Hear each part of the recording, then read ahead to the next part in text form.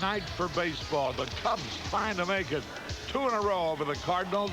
Stay with us for all the exciting play coming away in just a moment.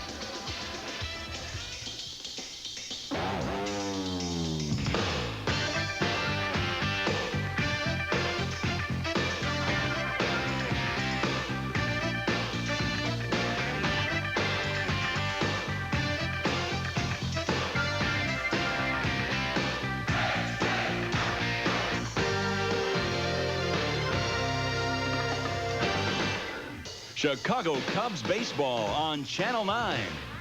The Cubs are brought to you by Golden Draft and Golden Draft Light from Michelob. Wouldn't you rather be holding a golden? By True Value. Got a tough job to do? You can do it with True Value hardware stores. Buick and your better Buick dealers. The home of American-made quality and value. By United. Chicago's hometown airline is proud to be the official airline of the Chicago Cubs. By your local 76 dealers who invite you to go with the spirit of 76. And by Pepsi-Cola. Gotta have it. Hello again, everybody. Harry Carey with Steve Stone from St. Louis, where the Cubs will try to make it 2 in a row and 10 out of 13 for the year against the St. Louis Cardinals. Mike Morgan is going to the mound, and he's won 5 of his last 6, looking for number 15. And Real Cormier going to the mound for St. Louis, and he's 6-10. And it's a beautiful night for a ball game, so stay with us. We'll be back with the starting lineups in a moment. Hello again, everybody. Harry Carey with Steve Stone and Tom Brennan. The first pitch of the ball game. A strike call to Doug DeCenzo, hitting .245. Nothing out of 1 last night, hitting .308 for the year against Redbird pitching. Switch hitter. Ozzie Smith over to first. Easy out. Pepsi presents a Cubs starting lineup. DeCenzo on center, Sandberg at second, Grace at first. Dawson and right, Bouchette at third, May and left. Girardi catching Arias at short, and Mike Morgan shooting for his 15th is on the hill. The defensive alignment for the Cardinals: Canseco, Langford, Jose, Zeal, Ozzie Smith, Pena, and Brewer. Cormier pitching, and Gedman catching. Cormier, a left-hander, and the pitch a little bit outside to Ryan Sandberg. Cormier is not overpowering, but he does have outstanding control. His strikeout to walk ratio 3-1. He's fanned 90. He's walked just 30. There's a pitch in there, a strike call, and the count is evened up. Real is a native Canadian from Moncton, British Columbia, and there's the numbers against the Cubs. No record and a pretty respectable ERA. Pitch inside. In games today, Minnesota knocked off California 7-2. Detroit handed Clemens and the Red Sox a loss by the score 9-5. The Yankees won their 6th in a row, beating Kansas City 11-9. Oakland down Seattle 5-4. 2 balls, 2 strikes. Inside, ball 3. The appeal, first base umpire Bill Hahn says no, he did not go around. Surprisingly, Cormier is 3rd on the staff in strikeouts, and the 2 men ahead of him have 98 to his 90. So despite the fact he's still a very young pitcher, he can strike you out. 3-2 pitch. Fouled out of play. The umpires, Bob Davidson behind the plate, Bill Hahn at first, Frank Pulley at second, and John McSherry at third. Cormier got off to an 0-6 start this year, but since then he's thrown the ball particularly well. And the Cardinals have won 8 of their last 9 series because the pitching has gotten markedly better. Inside, ball 4, and Sandberg, who was 3 out of 5 last night, is on there with a walk. And that brings up Mark Grace, who also had 3 out of 5 last night, as the Cubs wallop the Cardinals 8-2.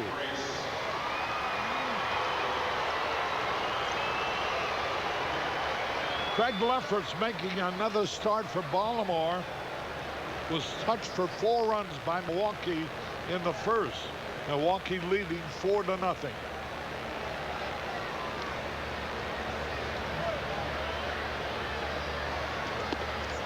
Pitch a little bit high, ball 1. The White Sox out in front of Cleveland 3-0 at the end of 2. Toronto and Texas just getting underway. That's what happened in the American League today. All the National League games are tonight. Line drive, base hit. Here comes Sandberg around second. He's going to try for third. He makes it. And on the throw, Grace goes to second. This is not a good play by Canseco because Sandberg is kind of baiting him into throwing the ball to third base. He knows if he does that, number 1, he can't get him, and number 2, Mark Grace is going to go into second. If Canseco comes up firing to second, it's doubtful if Grace would go that way. Canseco does not have much of an arm, and Sandberg, taking advantage of that, comes all the way to third. Grace is the trailer, goes into second base. Grace apparently is given a double by the official score. He doubled Sandberg to third. I guess Canseco had a tough time where he fielded the ball, being able to throw to second base and get Grace. And I guess that's why the score called it a double instead of taking second on the throw to third. Here's Dawson now. Nothing out of 4 last night. High pop foul back out of play. Dawson hitting .294 with a home run against the Cardinal pitching staff this year. He's 10 out of 34. Sandberg and Grace have worn out the Cardinal pitching staff all year. Sandberg hitting .360 with 2 homers and Grace .350. 0-1 the count on Dawson. High curveball. 1 ball, 1 strike. Langford has a decent arm in center field. He's very accurate, and Jose a strong arm in right. But they've got to play deep to respect the power of Andre Dawson. So on most fly balls, Sandberg should score easily. 1 ball, 1 strike. Runners second and third.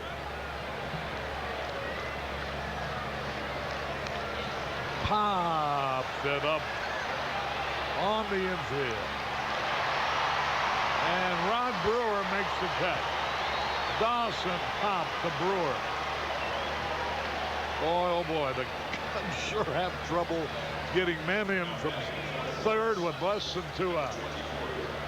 That's been a continuing lament this entire season. The Cubs have had their problems, although the last couple of weeks they're swinging the bat a lot better as a team. Cubs team batting average up to .251 coming in, but anytime you leave a man at third with less than 2 outs, you're courting danger from a club that's leading the National League in hitting, and that's what the Cardinals are doing. Here's Steve Buechele, 1 out of 4, drove in another run last night. Comes up with 2 out now. Strike call. Remember 1954? I do. Cleveland won 111 games and lost to the Giants in the World Series. Well, on this date, September the 12th, 1954, Cleveland beat the Yankees 3-2 before a crowd of 84,587. Swung and he missed. So those were good old days in Cleveland. Cleveland had a wonderful year that year, and the Giants swept them 4 straight. Behind the great Willie Mays catch off the bat of Vic Wertz and Dusty Rhodes coming off the bench to hit home runs. Steve Buechele. 0-2 the count. Runners second and third.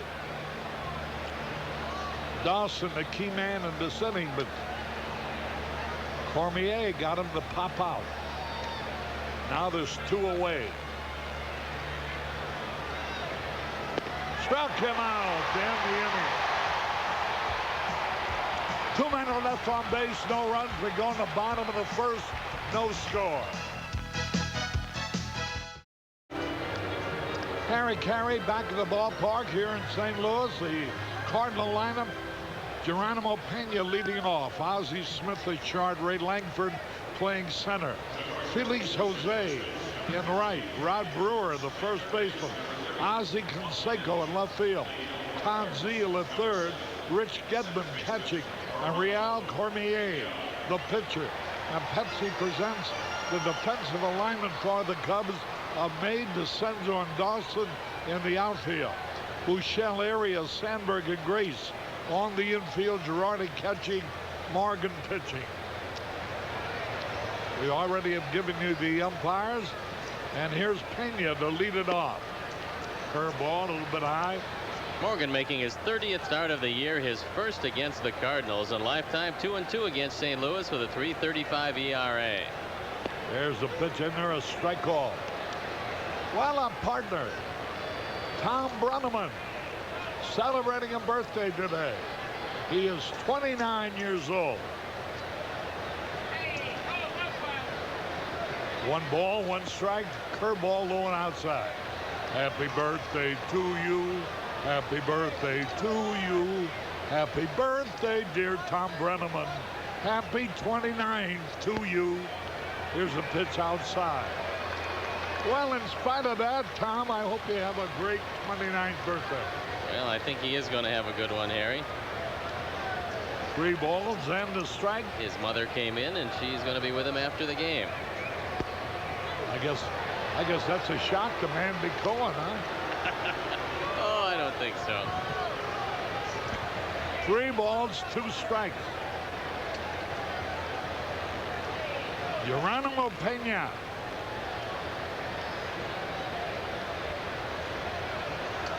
He struck him out. Mike Morgan is making his 30th start of the year. He's permitted 2 runs or less in 17 of his last 21 games. Morgan got Pena exactly how Maddox got him yesterday. Pena fanned 3 times, and he threw the off-speed pitch away from Pena. Exactly what Morgan did to him leading off the ball game tonight. Morgan has only given up 226 walks in 805 innings. That's averaging out to about 2.5 walks per game. Ozzie Smith takes the ball. Curveball, a little bit low, ball 2. Ray Langford would be next. Cardinals have swiped 179 bases. They lead the National League in that department, but they also lead the National League in getting thrown out stealing. There's a strike call. On this day back in 1976, Minnie Minoso singled in 3 times at bat for the White Sox at age 53.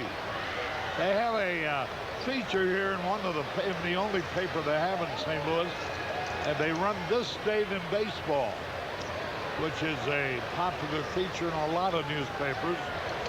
Chicago does it too. 2-2 pitch. Bouncing ball. Sandberg will throw him out. 2 gone. The Cubs wasted a chance to jump out in front. They have runners at second and third with only 1 out. But Dawson popped out, and Buechele struck out.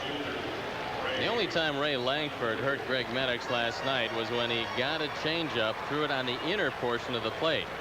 Other than that, he held Langford pretty much in check. And if Morgan stays away from Langford, he'll probably get him.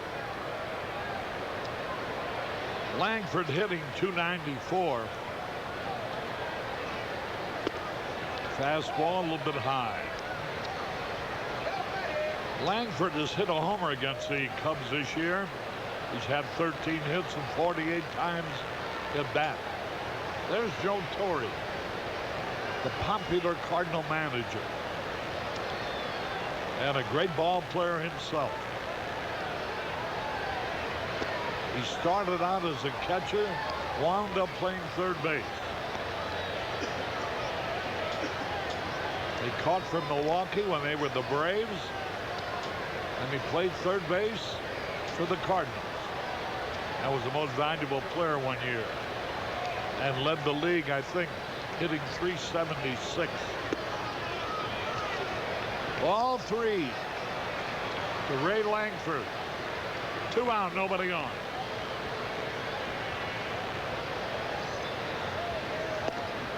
Strike call. Kind of ironic that Joe Torre played for the Braves, the Mets, and St. Louis, and wound up managing the Braves, the Mets, and St. Louis. There's a high fly ball, should be caught. Arias in left center makes the catch. Langford popped to shortstop. Alex Arias. 1-2-3 at the end of 1, no score.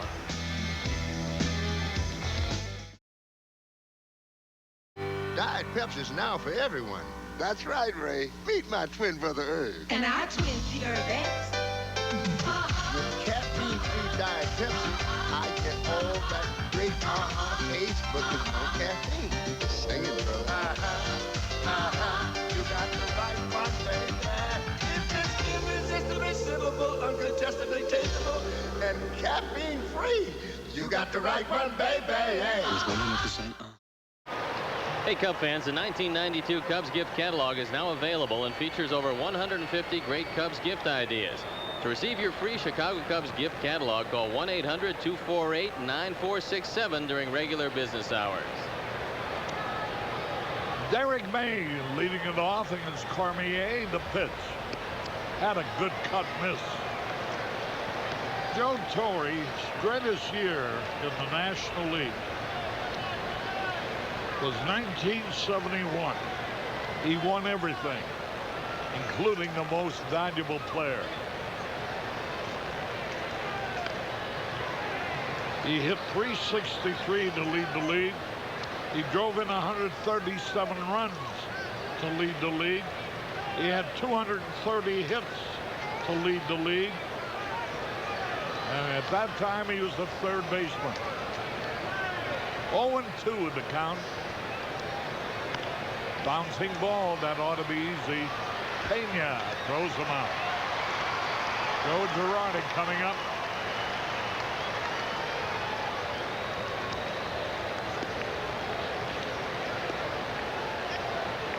You know, funny you should mention the managing the Braves. He won a division title for the Braves. And his last year, he tied for second. The year before, he was second. The year before, he won the title. And those people think he got a bad rap at Atlanta. He had done an outstanding job and got fired for it. I think that's one of the reasons why he was asked back here to St. Louis. That and the fact that he was a very popular player here. And he's turned into a pretty good manager. There's a pitch, swung on, high fly ball, foul territory, going to be out of play. Not only that, but for several years, he was a television announcer for the California Angels on the Tribune's station out in Los Angeles. Well, Harry, that's carried what's the Angels game. KTLA, I think it is. Well, that's what's made him a great manager. The fact that he got to watch the game from up here for a while. No, everybody up here in the booth manages every day. He just got so much experience managing and put him back on the field to run a ball club. And he's doing a great job of it with the Cardinals. 1 out. High fly ball, easy out. Girardi flies to Felix Jose. I just can't understand Girardi. Seems to me he's a much better hitter than would be indicated. He's got a respectable enough average, but all year long he's had a total of 5 extra base hits, 3 doubles, 1 triple, and 1 home run. That's in 257 times at bat. He's a big, strong guy. You'd think he'd hit with much more power.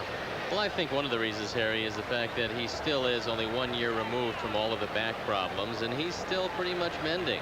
Perhaps next year coming back, he will be a lot stronger, and maybe with that, the bat will be quicker, and he will get the extra base hits.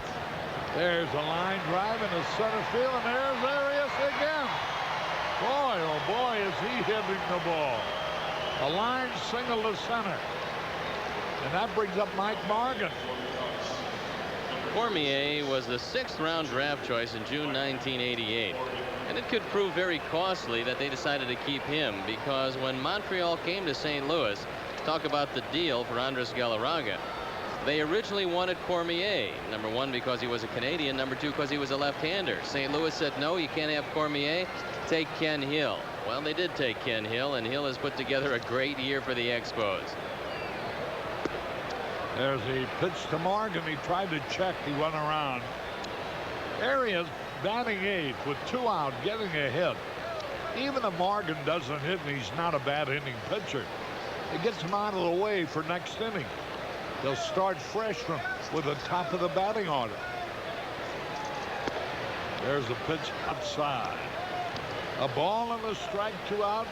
Cormier knows that Gedman is not the quality catcher of Tom Pagnazzi, and he's taking a very low leg kick. It's a slide step, and that really speeds him up coming home. He's going to be tough to run against tonight. Bouncing ball. Ozzie Smith. Easy out on the force out. Smith unassisted. We go in the bottom of the 2nd, no score.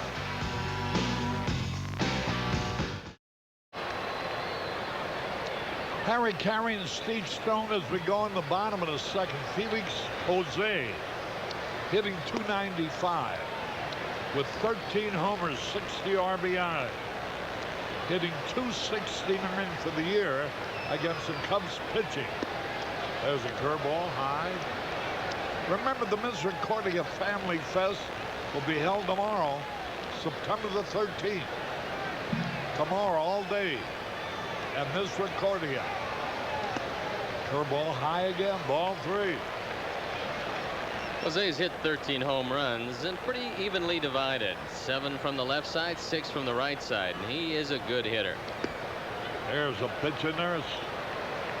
Strike call. Now Morgan has fallen behind just about every one of the Cardinal hitters, and he's got to start getting ahead, or he might have some difficulties tonight. 3-1 pitch. There's a long drive down the left field line, and it is in foul territory and out of play. Judge Raymond S. Kelly wants to wish a happy 100th birthday to Pauline Hummel at the Our Lady of the Angels Nursing Home in Joliet.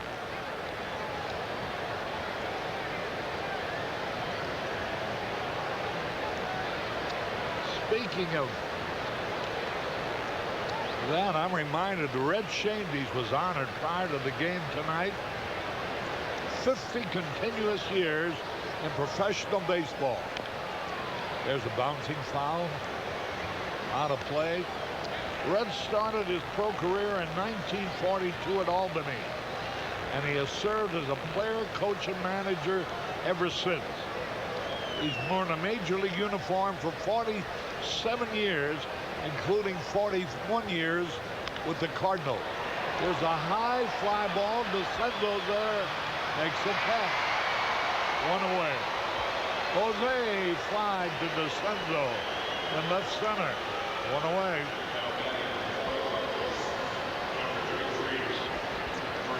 So Red has had that Cardinal uniform on longer than anybody else in the Redbirds' 100-year history. They're celebrating the 100th year this season.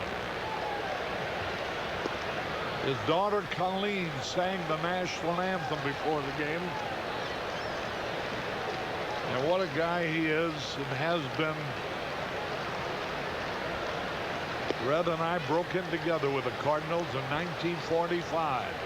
He was a great shortstop, but he opened the season as a left fielder.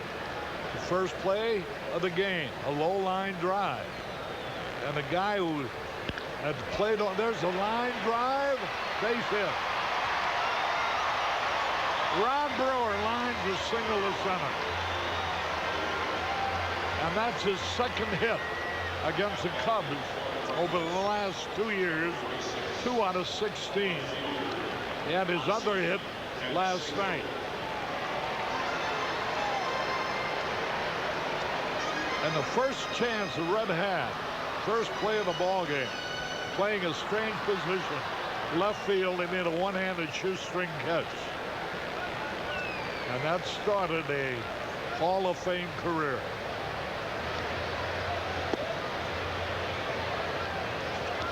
One ball, no strikes, 1 out, 1 on. So far, Joe Torre is pretty impressed with the way Ozzie Canseco can swing the bat. They're not too sure about his defensive prowess, but they think he's got a chance to be a pretty good hitter. Good curveball over the outside corner. It looked like Ozzie kind of froze on that one. His knees bent. He's hitting 280, 2 out of 3 last night. Torre loves his live bat. He stands up there just like his twin brother. There's a pitch low. 2 balls and the strike, 1 out. They're from Schererville, Indiana. The Osterhoff family. Comes play Canseco straight away. They haven't seen him enough to really get a read as to where he usually hits the baseball. He fouls it off. 2-2. What he looks like he is a dead pull hitter, however, and I think that Maddox had some success when he ran the fastball in, but kept it up. And if Morgan doesn't think he's got that kind of a fastball tonight, he'll probably stay away with a curveball and try to get him off speed out there. 1 out, 1 on. Throw to first. Brewer is not one of the faster Cardinals, and you usually don't have to worry about him running much. 2-2 pitch. Fastball high and inside. Ball 3. Ron Brewer, a first baseman, lives in Zellwood, Florida. Let's see if he'll go. 1 out. There he goes. Ground ball to short. Long throw in time. And Brewer advanced to second base, running on the pitch. Arias has to hurry as Canseco has pretty good speed for a big man. This breaking ball away, and he does try to pull it, which usually winds up in a ground ball to shortstop. And the high throw, but Mark Grace is able to make the catch. The Yankees won their 6th in a row today. Atlanta's going for its 8th in a row tonight. Darren Dalton now leading the National League in RBIs with 99. 1 ball, no strikes. Good save by Joe Girardi. 2 out. Tanzil 0 for 5 last night. You know, Harry, it is conceivable that Gary Sheffield, going for the Triple Crown, will win none of the jewels. And there's no doubt it is conceivable. But cannot be denied he will have had, nevertheless, a tremendous season. Better than Joe McIlvaine could have ever imagined when he made a great deal with the Milwaukee Brewers. Now the pitch in there, a beauty, a curveball. You know, Morgan, the other half of the Las Vegas connection. Maddox won his game last night. Mike's trying to win his today. Ball high and inside. Ball 3. Morgan has not thrown a first pitch strike yet, and that usually puts him in a hole.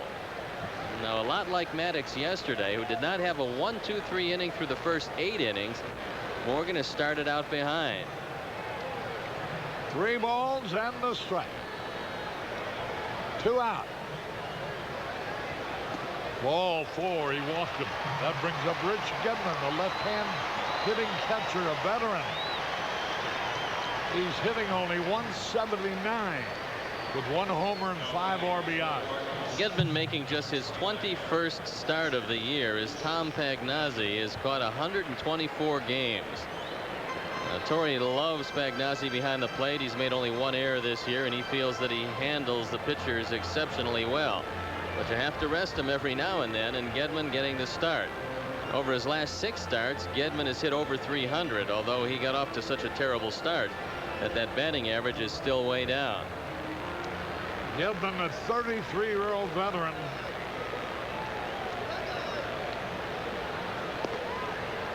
Fastball a little bit low.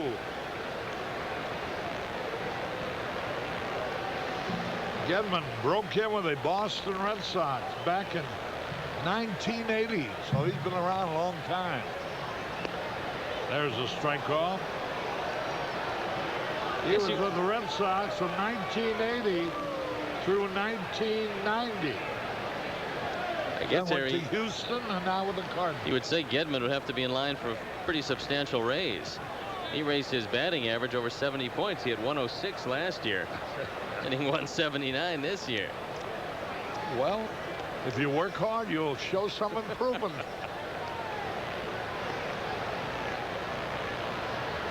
Gedman had some years where he hit home runs for the Red Sox, 24, 18, 16. Whoa, look out. Look at that. Goes over the first. You know, Mike Morgan reached for the bat, and it was a ball that bounced down to Sandberg, who threw him out. So 2 men left on base. At the end of 2, no score. Cub fans, plenty of good seats are available for all of next week's homestand. Come and see the Cubs battle the New York Mets or the Philadelphia Phillies. For tickets, visit any Ticketmaster location or call 312-831-CUBS. That's 312-831-CUBS. We go in the top of the 3rd. And Dougie DeCenzo bounced out his first time up, will lead it off. The top of the batting order, DeCenzo hitting .244, no homers, 16 runs batted in. And he's been a bat a lot of times. There's a ground ball off Zeal's glove. A base hit, he may go for 2.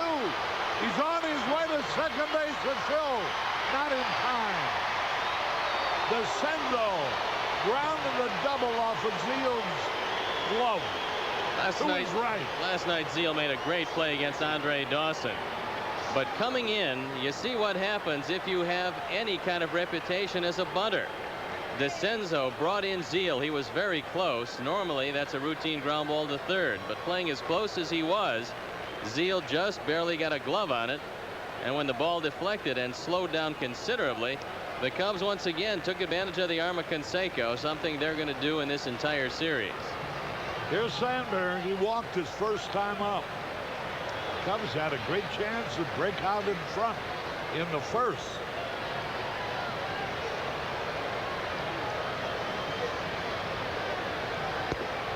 High outside, ball 1.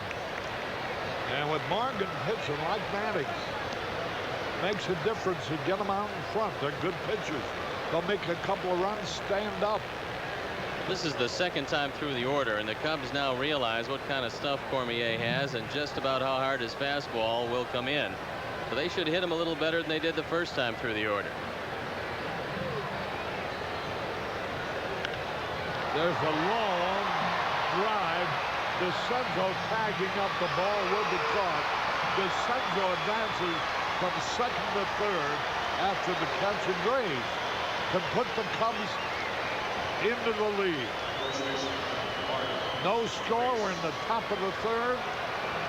Sandberg advanced DeCenzo with a long fly ball. Now you'll get an idea of what Joe Torre thinks about Mike Morgan, and he's showing you by moving the infield in, even though it's the 3rd inning. He figures this to be a low-scoring game, and very rarely will you see the infield in with no score in the 3rd. But he figures that Morgan's going to be tough on the Cardinals, and he wants to stop the run from scoring.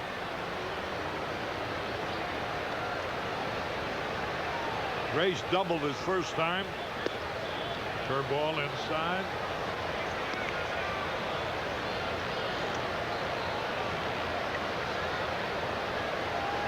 Cardinals have swiped 179 bases and been caught stealing 96 times.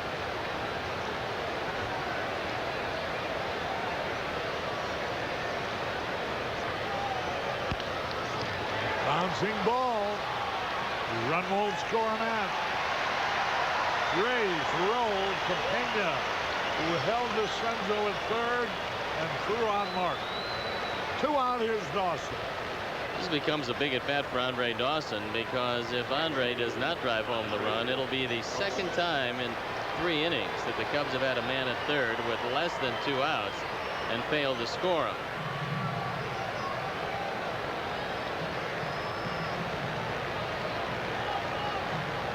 Dawson popped up with runners at second and third in the first. Up there with a runner at third, 2 out.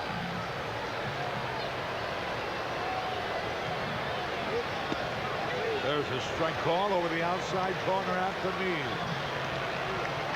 I got a feeling that Dawson's going to go downtown with one of Cormier's pitches.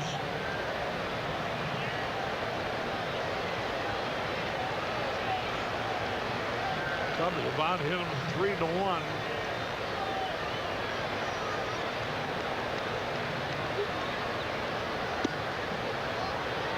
High inside.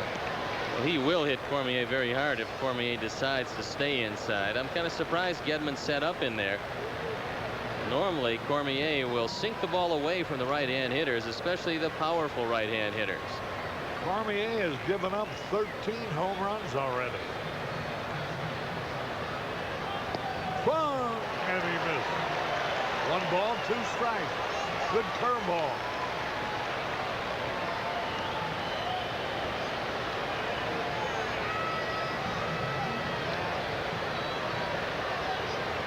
A lot of Cubs fans are on hand. Big crowd tonight. Must be about 45,000.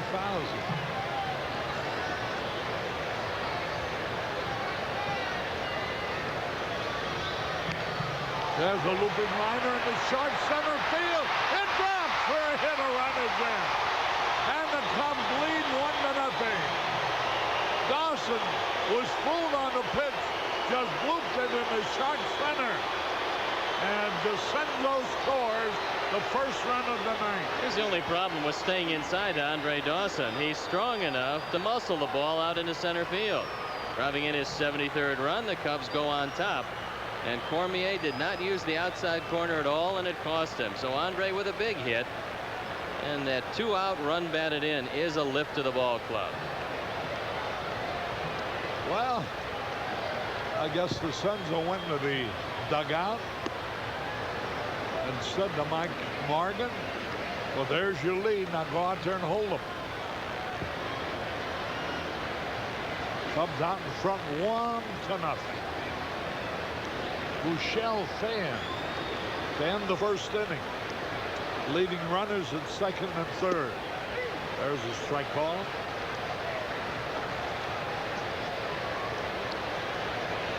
Top of the third.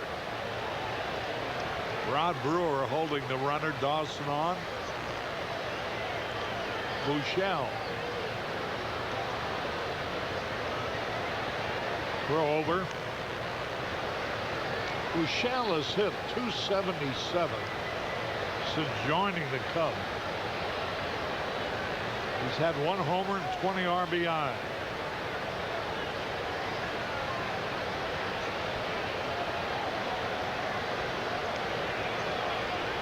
Swung, and he missed. 1 ball, 2 strikes. That's a pitch he went down swinging on in the first inning. And I think Joe Coleman, the pitching coach, has worked with Cormier on that slide step. When Cormier first came in the league, I'm sure he had some problems with the base runners, and now with the slide step, he becomes very difficult to get a lead and steal against. Bouncing ball, foul. 1 ball, 2 strikes.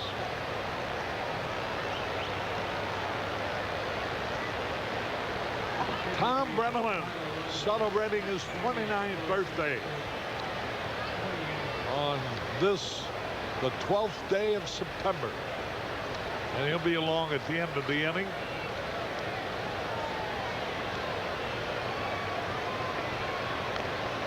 Again, he fouled it back. Had a good cut at that one. That run scored by the Cubs snapped a 20-inning scoreless streak for Real Cormier. So he's turned it on the second part of this season.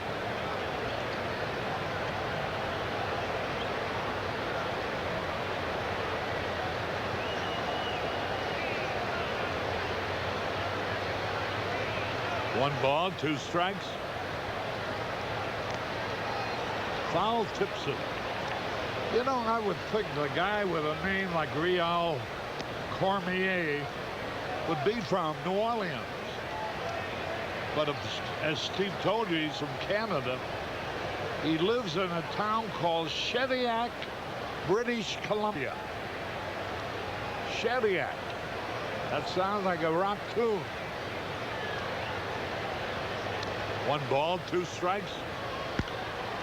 High fly ball will be caught. Langford in straightaway center. 1 run, 2 hits, 1 left.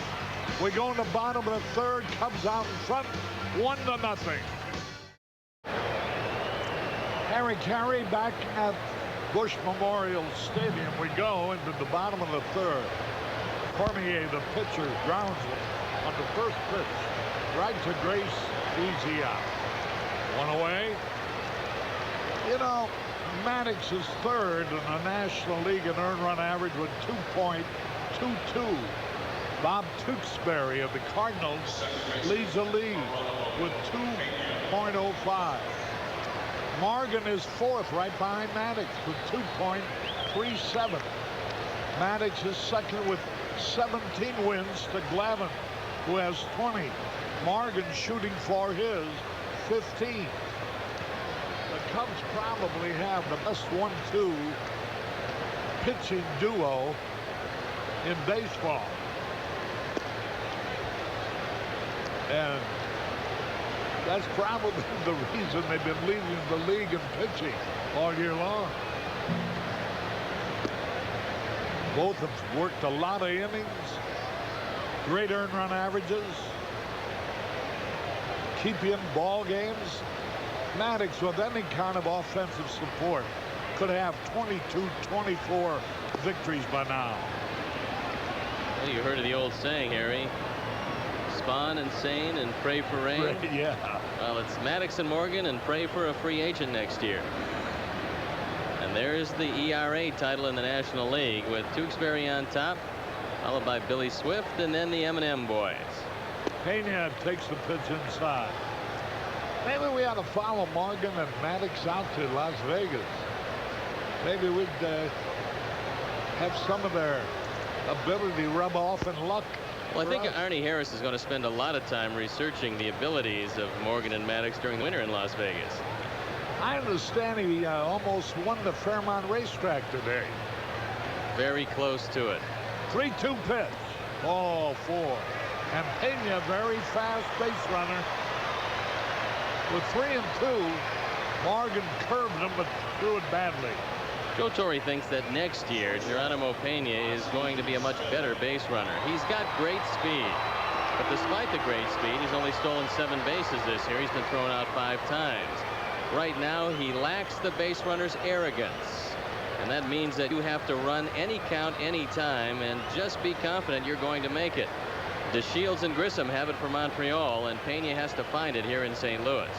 Well, that's a good point. You know, I can't help but think of Lou Brock and Maury Wills. You talk about a base stealer's arrogance. They knew they could steal, and they never hesitated to let everybody know that they knew they could steal. And they did it a different way, Harry. I remember Maury Wills got a big lead, but Lou Brock didn't. Brock would have a small lead. You'd look over there. You didn't think he could possibly steal. You'd throw the ball. He was standing on second base. You know, an amazing thing. I was with the Cardinals from the day Lou Brock was acquired from the Cubs in a trade that will never be forgotten by either city, by the way. But I was amazed to find out that Brock thought it was much easier to steal on a left-hander than a right-hander. I always was led to believe that the left-hander had an advantage in holding the runner close. Two different kind of moves. The right-handed move is a quickness move, Harry. Left-handed move is one of deception. There's Pena, almost went, changed his mind. Now, base runners have a key, and every great base runner keys on something else. Some of them look at the back leg. Some of them will look at the front shoulder. Others will look at what he does with his hands in the stretch position. As soon as he starts down with the hands, many guys will go, and every great base runner has that one key, and that's what he uses to steal. There's a pitch. They got to hurry. He is out at first with 2 out. The Cardinals again have a man in scoring position. The runner was breaking with the pitch, and the ball was bounced high off the synthetic turf by Ozzie Smith. But Morgan was able to throw him out. Here's Ray Langford.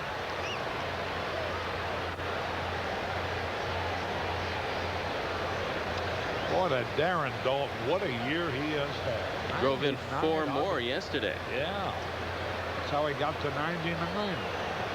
And he also hit a home run. There's a high pop fly over near the stands, on a play. I don't think people appreciate how difficult it is for a catcher to drive in 100 runs in a season, Harry. It doesn't happen very much. Stan Lepata held the record previously for the Phillies with 25, I think it was. Dalton now has 26. Let's pause here for station identification. This is WGN-TV Chicago, America's #1 sports station. 1 strike and nothing. Langford, dangerous left-hand hitter. Strike called over the inside corner. Langford has fanned 132 times this year. That's an awful lot of strikeouts for a guy who's as good a hitter as he is, because he doesn't really, you don't think of the long ball so much.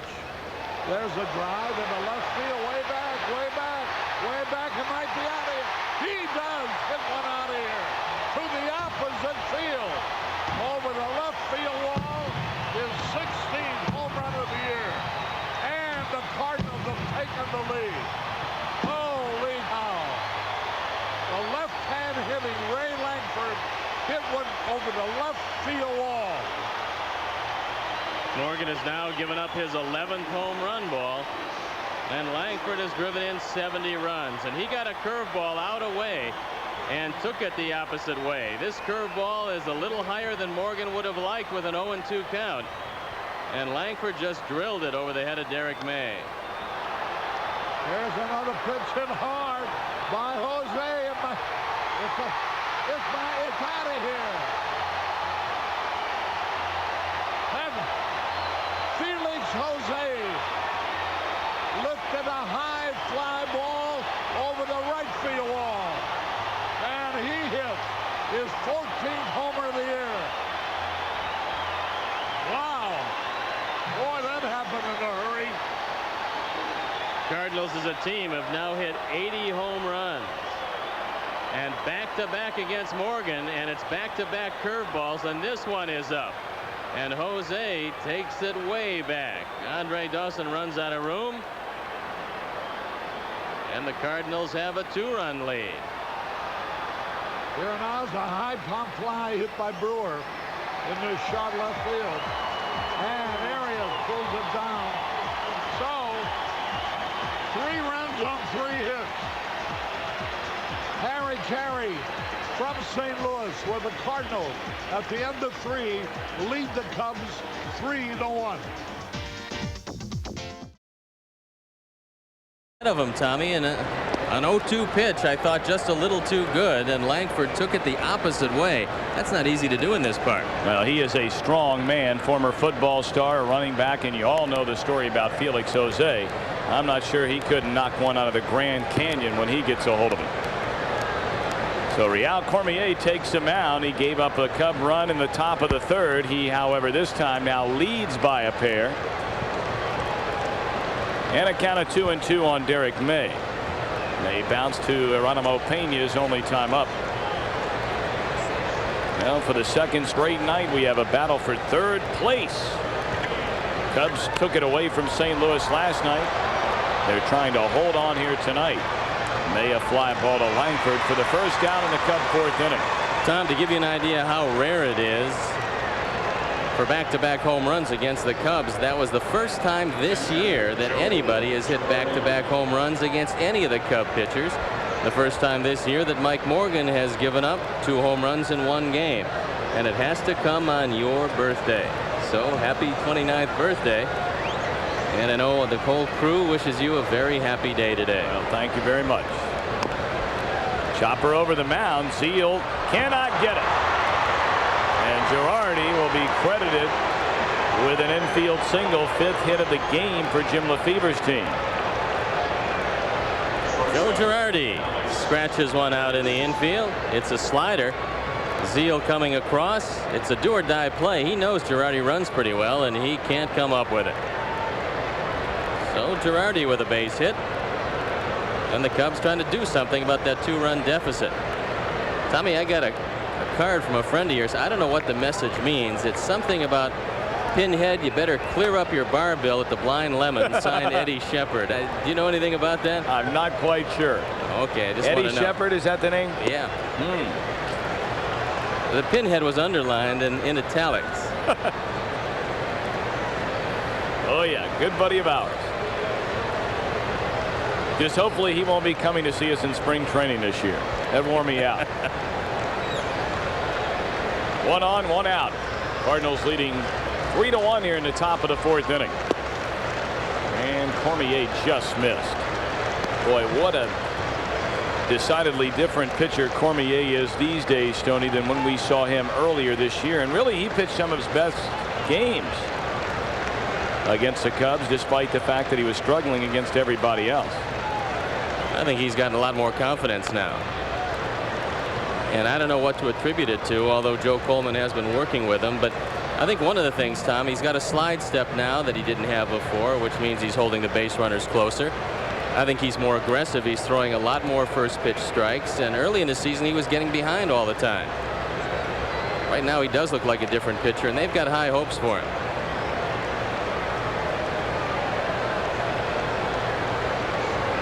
1-2 to Arias. And they go to 2 balls, 2 strikes. Well, Cormier, since being brought back from Louisville, an ERA of about 2.59, 17 games, 16 of those starts. As the story goes anyway, being a French Canadian by birth, apparently the Expos, when they were talking with the Cardinals about trading for Galarraga, Cormier is a fellow they wanted in return. The Cardinals said, no, we're not willing to trade Cormier, but how about Ken Hill? Expos said, we'll be happy to take Ken Hill.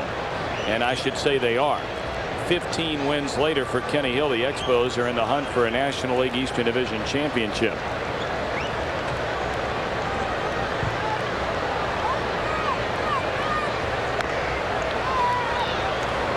And I think that trade is going to wind up being Kenny Hill for somebody who will depart after this season, because the Cardinals have the option on the contract of Andres Galarraga. I think the contract calls for about $3 million for next season, and everybody around here in St. Louis figures that the Cardinals will let Galarraga go his own way and see what he can do. They feel that Rod Brewer has a great glove at first base, equal to that of Galarraga, and probably will hit just about the same for a whole lot less money. Still 2-2, and Girardi still leading over at first base. Count now has gone full, and we'll see if the runner gets started with the pitcher Mike Morgan due up next. I think that Joe has got to be careful in the move, and I think that's what Jose Martinez is talking to him about. You want to make sure that the pitcher delivers the ball if you are going.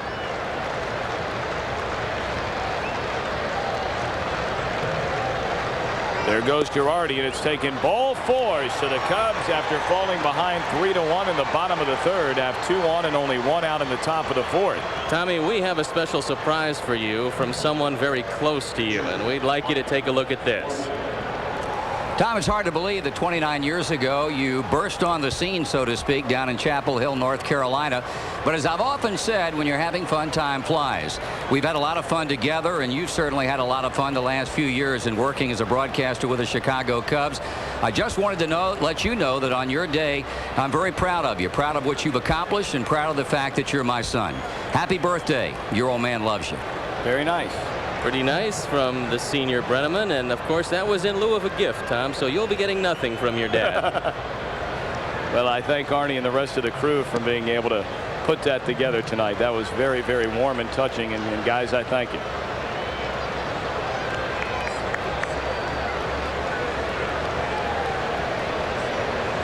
He's aged a little. I got to remind him of that, by the way. You're looking at your future, buddy, so don't be too hard on him.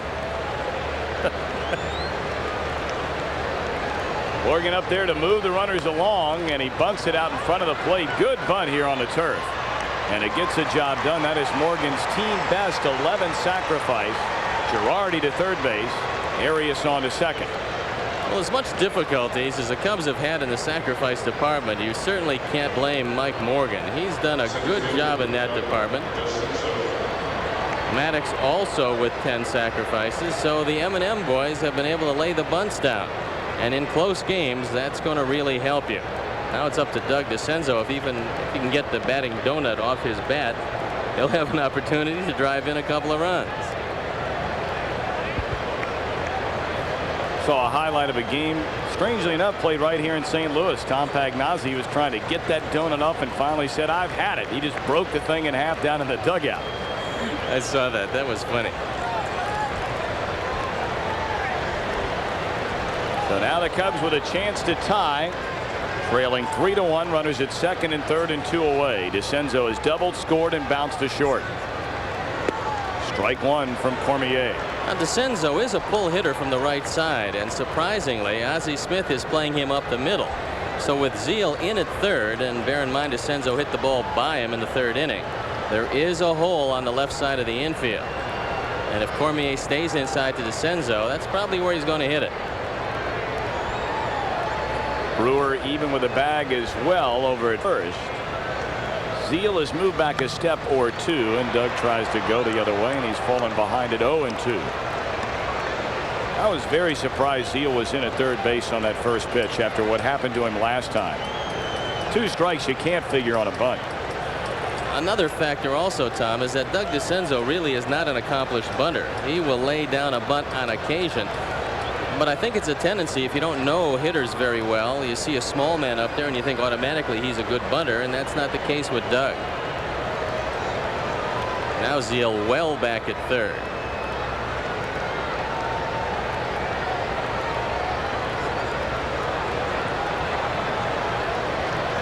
Ozzie playing even more up the middle now. That would lead you to believe that he feels that Gedman is going to stay away from DeCenzo here.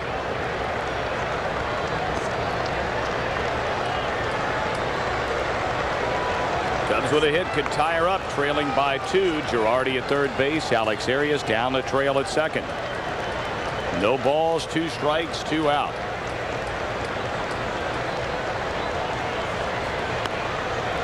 Had a good cut at that pitch. You know, I was talking with Joe Torre before the game, and he said that Pena has an idiosyncrasy at second base that they have to break him of, and that's wandering.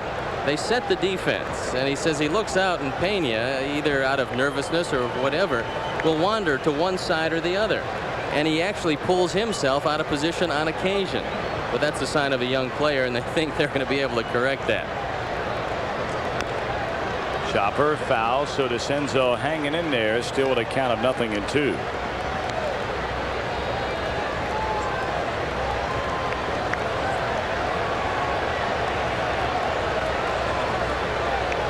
Base hit by DeCenzo back in the third inning, just his second hit in his last 17 trips.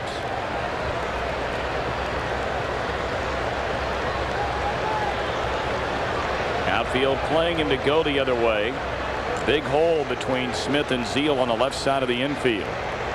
0-2 again from Cormier, and it's back up through the middle. Ozzie can't get it. 1 run scores.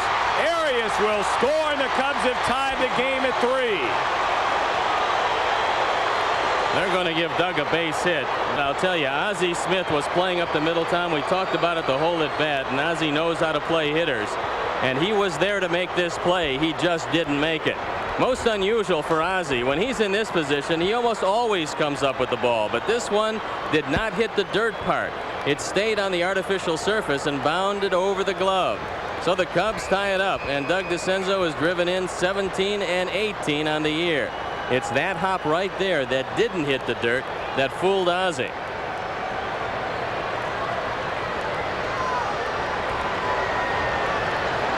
So now the go-ahead run is DeCenzo at first, taking a pretty hearty lead over there, and Cormier will keep him close.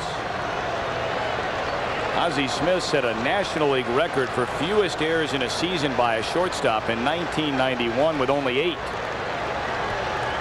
And he's very, very fortunate he did not get hung with an error right there. More than fortunate. DeCenzo had better be careful. He's taking a very big lead, and Cormier does have a good move. Bill Hahn will be watching him closely because Cormier does have a couple of balks this year.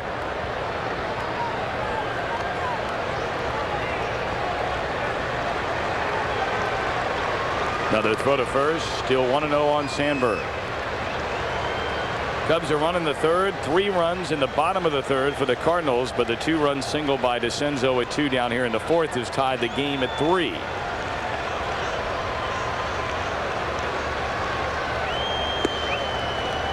That shows you, Tom, how important the bunt by Morgan turned out to be, and that's what happens in close games.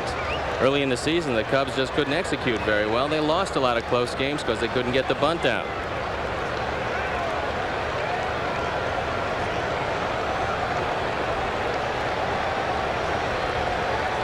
Two 2-0. Let's see if anything's happening with DeCenzo at first base. Nope. And it goes to 2-1. Gedman is not Tom Pagnazzi. He doesn't have that kind of an arm, but Cormier with a low leg kick gets rid of the ball very quickly.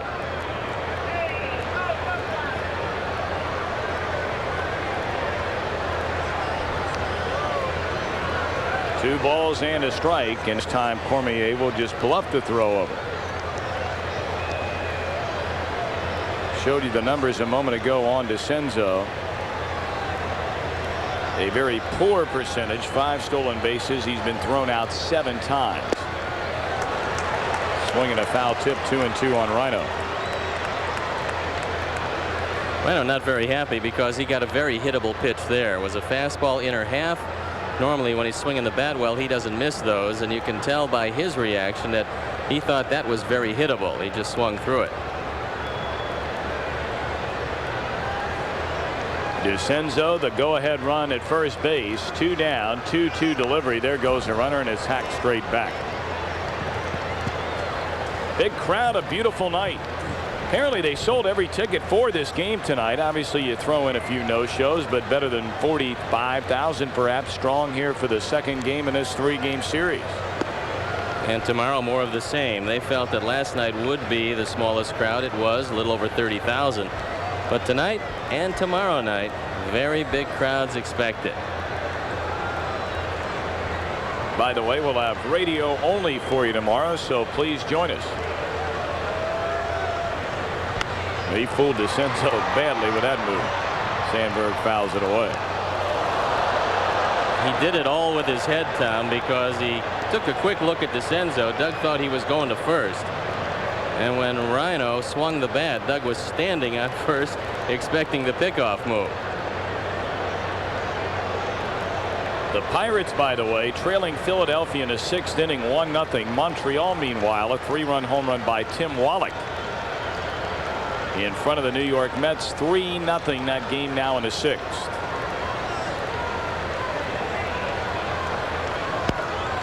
By the mound, into center field, a hit. DeCenzo will slam on the brakes after a wide turnaround second. So the Cubs have their 3rd hit in the inning, and here comes Grace with 2 aboard, still 2 men out.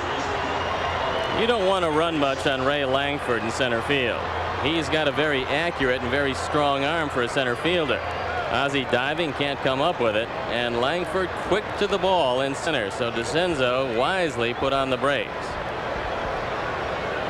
And the Cubs have taken advantage of Ozzie Canseco all series in left field, and if Mark Grace goes that way with a base hit, Chuck Cartier is going to send home DeCenzo and once again try out that arm.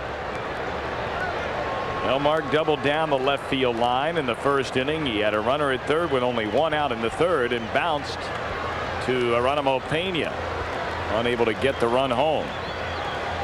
3-3 game, top of the fourth, 2 on, 2 out. Ball one high to Grace.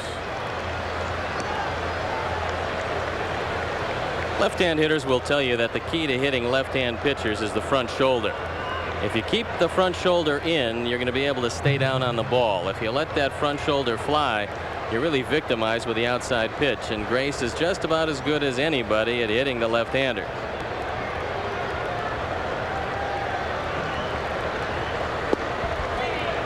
One and one. Grace has only knocked in 10 runs over the past month and a half.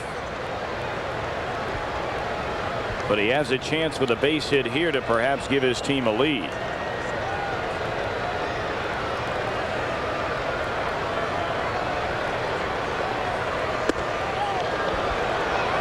Field down to third. John McSherry says no, he didn't go around. 2-1.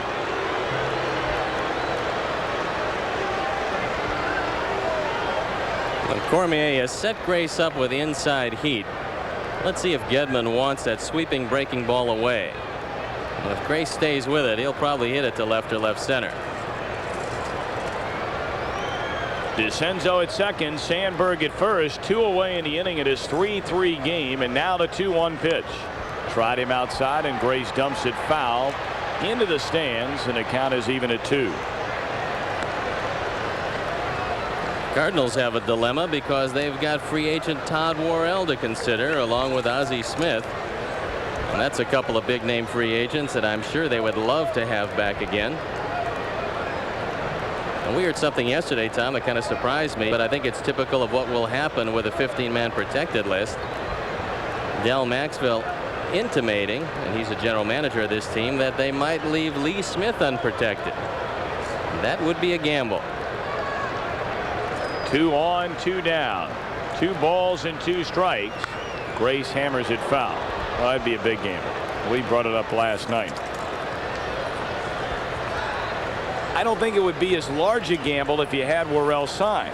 But if you leave Lee Smith unprotected, some other team comes along immediately. Lee gets drafted by an expansion club. Somebody wants to give Worrell the big money. All of a sudden you go from having 2 great closers to having nobody. Well, I think you've got to have a verbal agreement with Todd Worrell already kind of agreed on before you can leave Lee Smith unprotected. Of course, Tom, we know that that's illegal. You can't do that, but occasionally things like that do happen. Only every now and then. It's like driving 55. Yes. That's illegal too.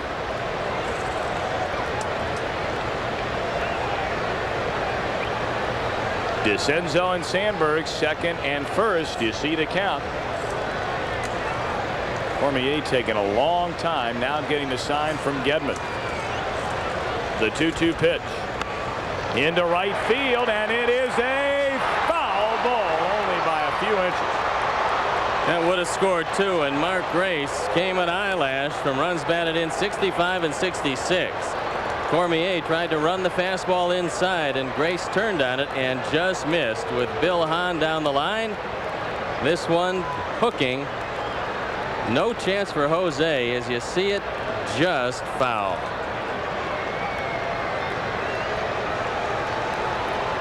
Cormier has now made 79 pitches in 4 innings. That is not conducive to complete games. That is a lot of work. Maddox threw 140 last night in 8 innings, and he said he was glad to get out of there. You could see it, really. He just wasn't the same Maddox, especially in the last couple of innings. All right, again, here comes a 2-2, and he checks his swing. He did not go around.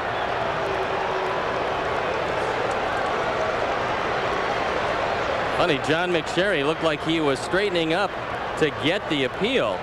and nobody appealed this.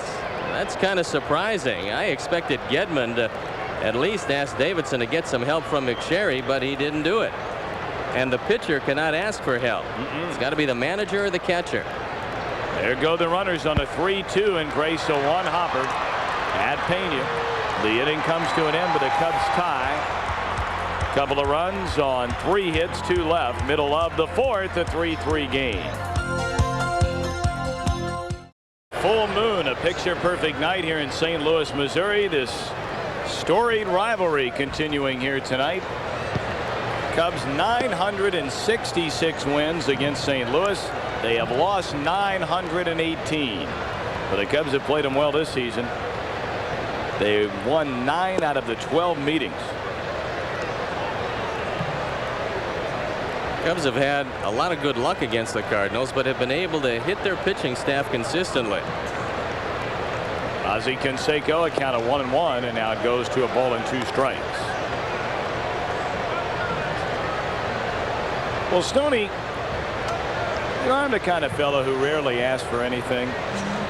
Really don't look for any favors. Basically, I'm saying a rather undemanding sort of a chap. But I would be greatly appreciative if just this one particular day you could reel off that long promo while we're here in St. Louis. Well, if I have 3-4 innings to get it in, I'll be more than happy to, as Mark Grace does the honors. This is the long promo. Now watch your hand drop, because that weighs about 8 pounds. It's unbelievable. Cub fans, this is your chance to vote for the Cub MVP of 1992. To vote, call 1-900-820-CUBS. $1.45 per call. All proceeds benefit charity. Be ready with your favorite Cubs uniform number. With over 16,000 votes cast, Mark Grace leads the team, capturing 38% of all votes cast.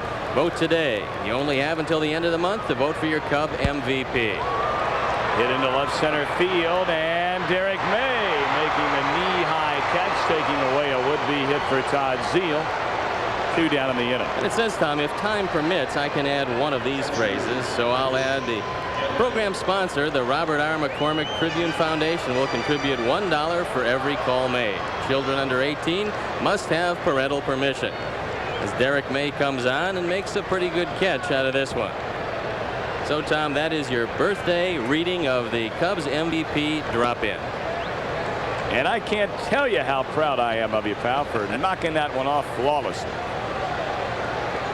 2 down in the inning for Rich Gedman in this 3-3 game. Last of the 4th inning. Hammered into right field. And it'll drop. But Andre keeps it in front of him and will hold Gedman to a single. Pretty good play there by the Hawk. Once Andre realized that he wasn't going to be able to get to this sinking liner, the next job was to make sure it stayed in front of him. Gedman does not have great speed, but Andre comes in and smothers this ball and makes sure that Gedman has to stay at first. Stoney, what do you think happened to Rich Gedman? This was a fella back in the mid-'80s who had seasons of 24 homers, 18, 16, all with Boston, as many as 80 runs driven in.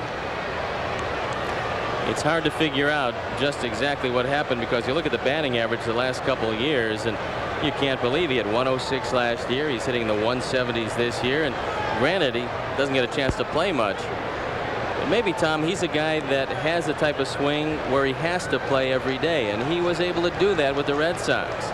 He's not able to do that here with Tom Pagnozzi doing 90% of the catching, and he suffered. Cormier high into the air over near the stands, and Grace will watch it fall about a dozen rows back. The one thing that he's got going for him, and the one thing that you'll see, is left-handed hitting catchers have a tendency to stay around this game for a while, because there's not that many of them, and a lot of the backups are left-hand hitting catchers. So if you can stay healthy and you swing the bat from the left side, you will have a job.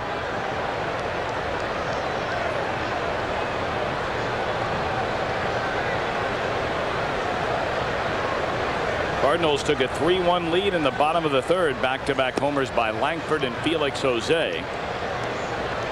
But a 2-run single in the top of the 4th by DeCenzo knotted her up. And that's where we stand with Gedman at first. 2 down in the last of the 4th.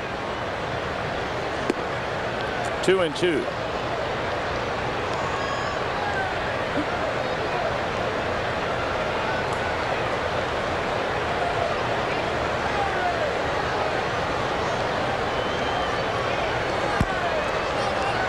available for Grace off the second bounce, and the inning comes to an end. 1 hit, 1 left. 5th inning around the corner. Cardinals and Cubs are tied at 3. In this booth and did not read the copyright. Well, you ought to read it again just to keep the streak alive. You did an exceptional job. I applaud you. But you can have that long promo back. You don't want to switch? No. It's not an equitable deal. It's kind of like Lou Brock for Ernie Broglio. Yeah. Or in more recent times, Ken Hill for Andres Galarraga. 3-3 game. Cormier against Mike Morgan. Cubs 3 runs, 7 hits. Cardinals 3 runs, 4 hits. Dawson to begin the inning and smokes one, but Smith is there. 1 out. Ozzie makes up for lack of arm strength these days by just knowing where to play the hitters. And you see him as he goes toward a ground ball. If he knows it's going to be a bang play, he's setting up to throw while he gets there. A shortstop like Sean Dunston with his arm strength doesn't have to worry about that at this stage of his career. But you see Ozzie getting in position. He knows this is going to be an easy play because the ball is hit hard. But he's about as good as there ever was, I believe, at positioning hitters and getting rid of the ball quickly. Ozzie has won 12 consecutive Gold Gloves at shortstop.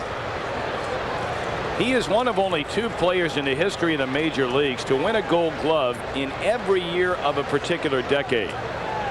Smith in the 80s and Brooks Robinson just before him. Long throw and not in time to get Buechele, who legs it out for an infield hit.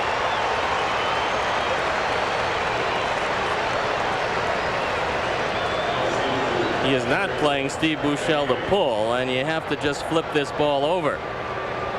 He's really got no chance to get Buechele unless he falls down. And Steve doesn't fall down, so he's legged out an infield hit. And I'm wondering if Buechele is feeling okay because he took a long time to get back to first base.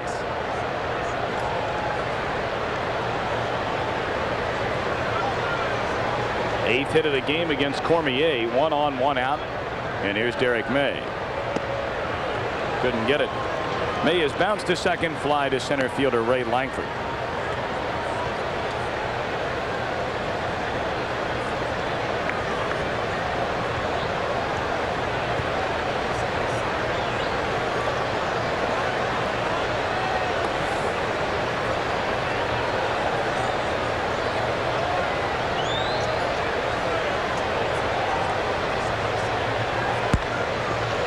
Brewer, pretty nice pickup to second for 1. Relay throw to first, and it's in time. 3-6-3 ends the inning. 1 hit, none left. We head for the last of the 5th. Cubs and Cardinals at 3.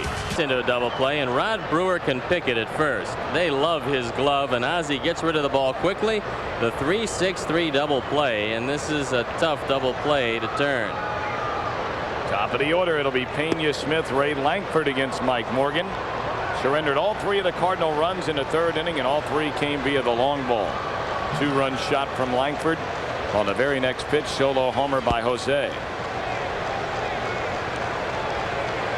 Pena walked. He was on base when Lankford went deep.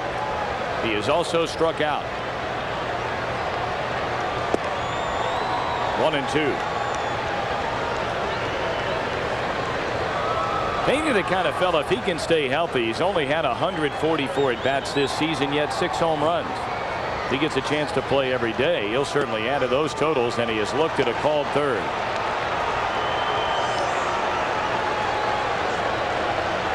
Pena not very happy with that, and he is fanned now 4 times the last 2 nights. As Morgan throws that good fastball, turns it over somewhat, and catches the outside corner. Pena thought it was down. Bob Davidson thought it was good enough. And with 2 strikes, that's too close to take.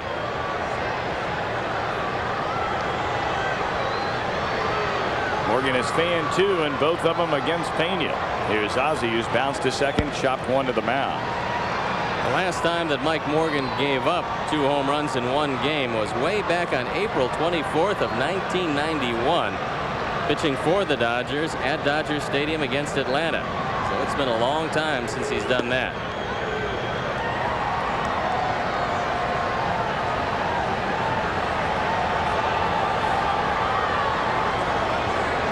1-1 to Smith. Count goes to 2 balls and a strike. Mentioned earlier, Ozzie a free agent at season's end. And you would certainly have to believe there are teams that would love to have him playing shortstop on a regular basis. I don't care how old he is. That goes foul, and the count even at 2-2. I think it's kind of interesting, Tom, with the Cardinals, like most other clubs who are not in the race, looking at a lot of their youngsters. Everybody asking Joe Torre why he's playing Ozzie Smith, and he said that he left it up to Ozzie. He respects him enough to ask him if he wanted to play. He says Ozzie is in magnificent condition and feels he's every bit as strong now as he was early in the season. He's played in 115 games this year.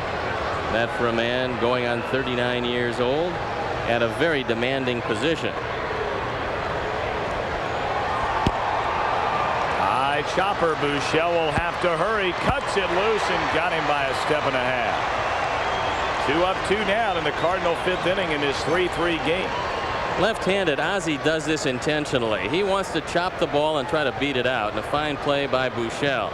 You have to play close for Smith, and you have to play this ball aggressively, and Steve pours it across in time. Ray Lankford, a 2-run home run the opposite way back in the 3rd inning, his 16th round tripper of the season. He popped to Alex Arias sending to first.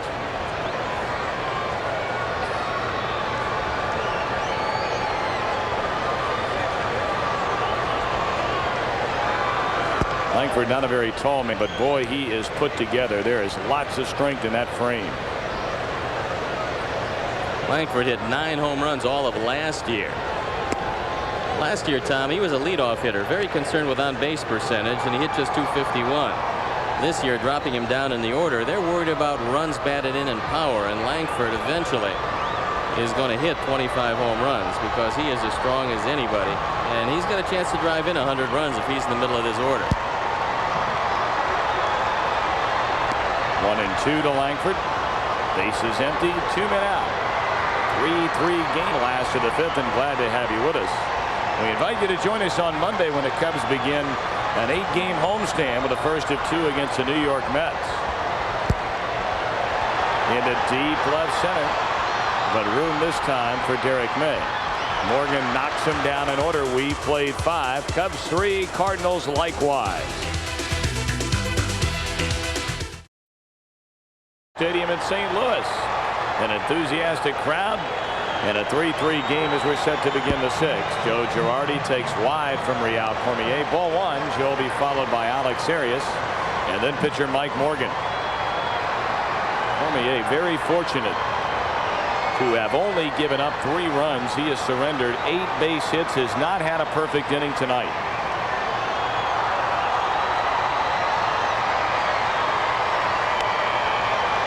Hit hard, but right at Ray Lankford for the first out of the inning. Any questions question comes from Chrissy Anderson, who's 10 years old and lives in Rock Island, Illinois. She's in 6th grade, and she wants to know if a batter swings and has 2 strikes, he misses but is hit by the pitch, what's going to happen? And Chrissy, you might see it once a year, once every 2 years. A hitter will swing at a ball. It will break down and in if it's a breaking pitch and hit him. But if he doesn't make any contact, if he doesn't foul the ball, then it's strike 3 and the hitter's out. So Chrissy Anderson from Rock Island, Illinois, that's what happens if you swing and the ball hits you afterward. Alex Arias settling in, 1 for 1, single to center in the 2nd, walked and scored on the 2-run single by DeCenzo in the 4th.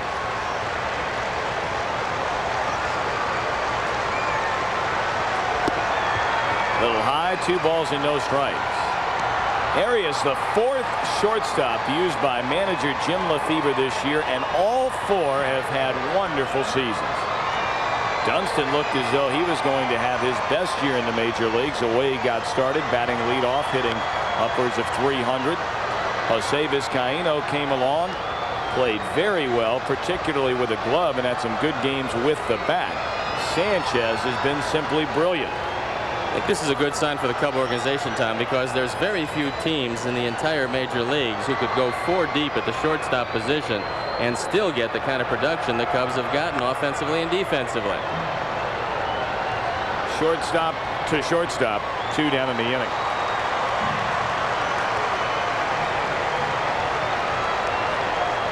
as we brought up last night, it certainly beckons the question as to whether or not the Cubs will protect 3 of those 4 in the upcoming expansion draft. Certainly would leave the door open for a possible trade of any one of the 3. Well, I don't think they had plans to protect Arias, but he's looked so good. I don't think they can afford to protect him. And he might have gotten himself a job in the major leagues by the performance and the opportunity that he's gotten late in the season.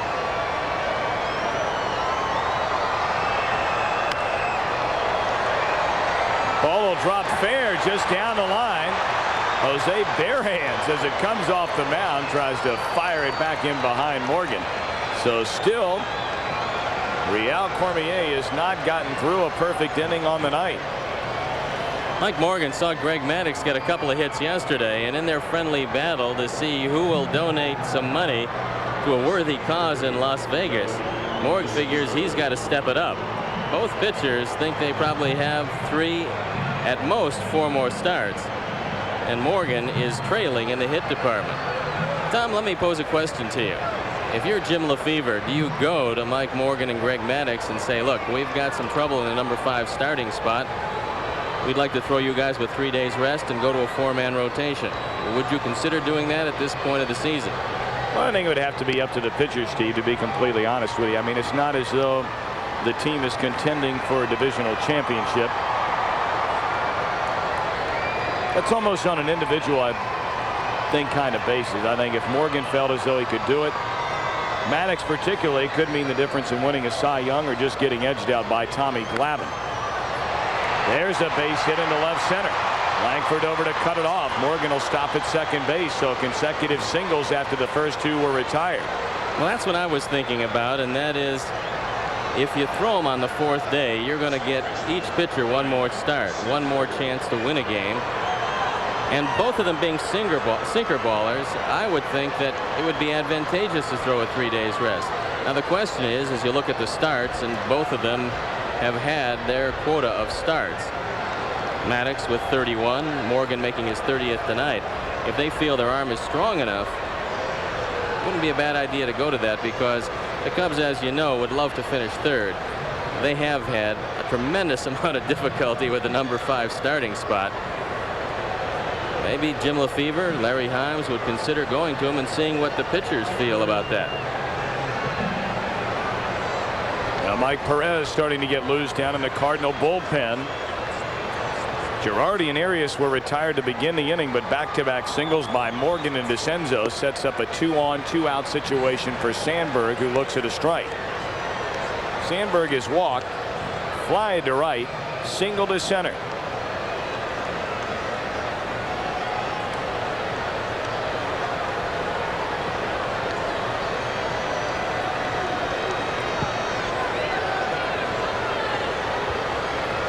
Cormier, a long pause. Sandberg waiting in the 0-1 as a chopper to the right side. The Cubs cannot cash in. They get 2 hits, leave 2. Cubs have stranded 7 men through the first 6 innings in this 3-3 game.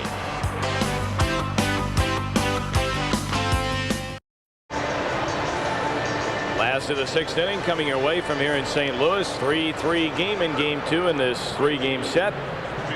Cubs winners last night 8-2 as Greg Maddux collected his 17th win. Got help in the final inning from Jeff Robinson as they handed Omar Olivares his 9th loss in 17 decisions. I think it's going to be good next year when Sean Dunston is playing every day, Tom, because I think that he would drive the players crazy if he spent more time on the bench than he spent this year. He's a very active fellow. Did you see that look right there by Rick Wilkins? Sean dropped one of those lines on him, and Rick, a big deep breath as just to say, oh, you got to be kidding. Now he's going to go work on somebody else. Well, he can't spend too long in one place. They ask him to keep on moving. I tell you, he is fun to have around.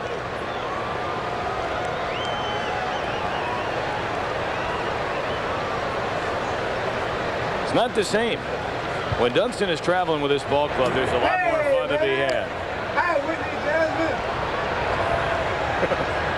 You know he drives his family crazy. I'm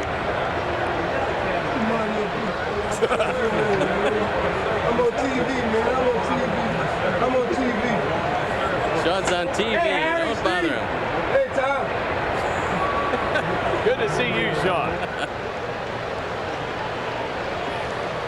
1-2 to count on Felix Jose. Over the mound. Fielded by Arias. Throws, and he did not get it. Jose legged it out. I think that's where inexperience got Alex Arias. He didn't realize that Jose has that kind of speed, and he took his time going up the middle. This dictated a bang-bang play at first, and watch Arias. He nonchalants this ball and kind of tosses it over there, and he does not get Jose, who can fly down the line. So the lessons a young man learns in the major leagues, and that's just knowing the man who hit the ball. Of course, Alex Arias didn't realize how fast Jose was. Felix Jose, 20 stolen bases last year, 25 this season. He's been thrown out 9 times. He is a go-ahead run here in the bottom of the 6th inning of a 3-3 game, and the batter now is Rod Brewer. 1 hit and 2 at-bats. It's the most unusual Cardinal attack tonight because all of their runs scored via the home run, and Joe Torre doesn't get the long ball too much out of this team. He says they have to run their way into runs. There's a hit into right center. Jose down the line to second base. 2 on and nobody out. And we'll see if the Cubs bullpen will get started.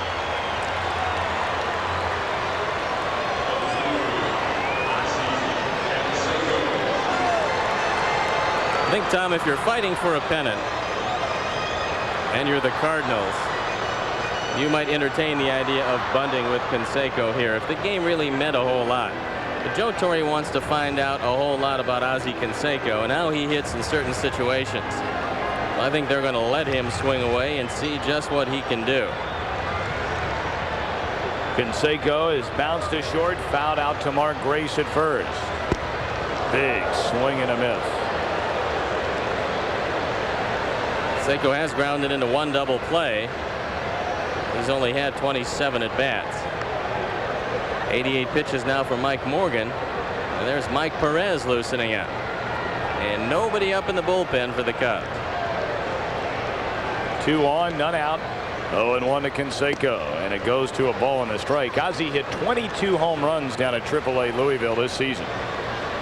More times than not this year. The reason why Mike Morgan has a 14-6 record is in situations like this, he will throw the ground ball, and he needs one here. 3-3 game, 2 on, none out. 1-1 to Canseco, and again it's down and in. 2 balls and a strike with Todd Zeile waiting on deck.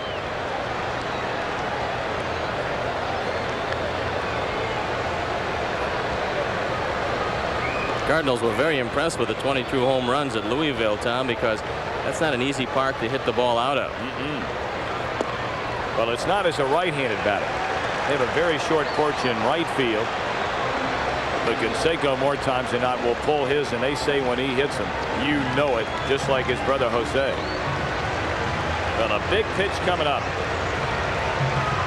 Langford at second base, or rather Felix Jose, I'm sorry. Rod Brewer at first. 3-1 delivery. He went after what looked like ball 4. Well, that's the spot that you want to pitch Canseco, but normally you wait till you get ahead of him, then you can bust the fastball up and in. Down and in is not a good pitch, but anything above the belt, about 6 inches inside, you can throw by him. Ozzie has to get his hands out to hit successfully. If you force him to bring his hands in, he's not going to get the head of the bat on the ball. 3-2, 2 on, none out. Morgan checks the scene. There go the runners, and a bouncing ball through the hole. This will get in the lead run. Ozzie Canseco drives in Felix Jose, and it is a 4-3 St. Louis lead. Run batted in number 3 for Canseco, and Joe Torre using the hit and run with a big man up, and this one not inside far enough. By a diving Arias, and out comes Billy Connors. And so now, Tom, we'll go back, and although you can't reconstruct an inning and you never know what is going to happen if a play was made or not made, but if Arias hustles the play on Jose, now you've got Arias playing Canseco as a pull hitter like he normally is. You don't worry about the hit and run if you're the shortstop, and it's a completely different inning. So that one particular play turned around the inning for the Cubs, and they're in danger of falling well behind in this one with Morgan in a world of trouble here in the 6th. Now Billy Connors heading back to the dugout. While we have a chance, let's step aside for a station ID on the Chicago Cubs television network.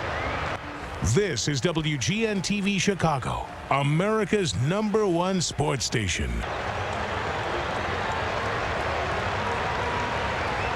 Back with Steve Stone, I'm Tom Brenneman at Busch Stadium in St. Louis. 3 consecutive hits by the Cardinals to open up the 6th, and they have taken a 4-3 advantage.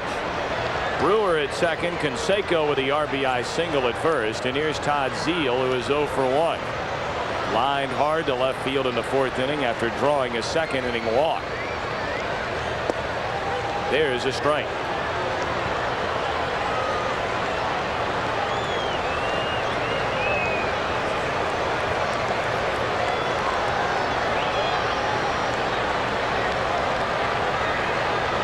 Morgan on the ropes here in the last of the 6th.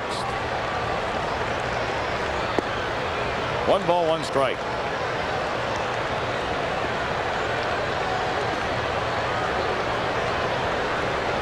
Well, the Zeile story, well documented this season. Started off with a bang, fell way down, went about 2.5 months without a home run. They sent him to AAA Louisville, and since being called up, or at least up until last night, when he went 0 for 5, he was swinging a pretty good bat. .310 with a homer since his call-up. There go the runners, and another single in the left. Rounding third is Brewer. Here comes the throw, cut off by Buechele. So again, Joe Torre rolling the dice. He loves those runners on the move, and he's cashed in with a 5-3 lead. We talked about Joe Torre never waiting back in this ballpark for the big inning. He will always send his runners. He's got a team based on speed, and although Brewer doesn't have good speed because he's running, he puts the Cardinals on top by 2, and that's going to be it for Mike Morgan. One of the few times the second half of the year that Mike Morgan has not had good stuff, and he will make the relatively early exit. 4 straight hits have led to 2 runs in the 6th inning. The Cardinals lead 5-3, and we'll be back with more following this timeout. Come up there to bat for him.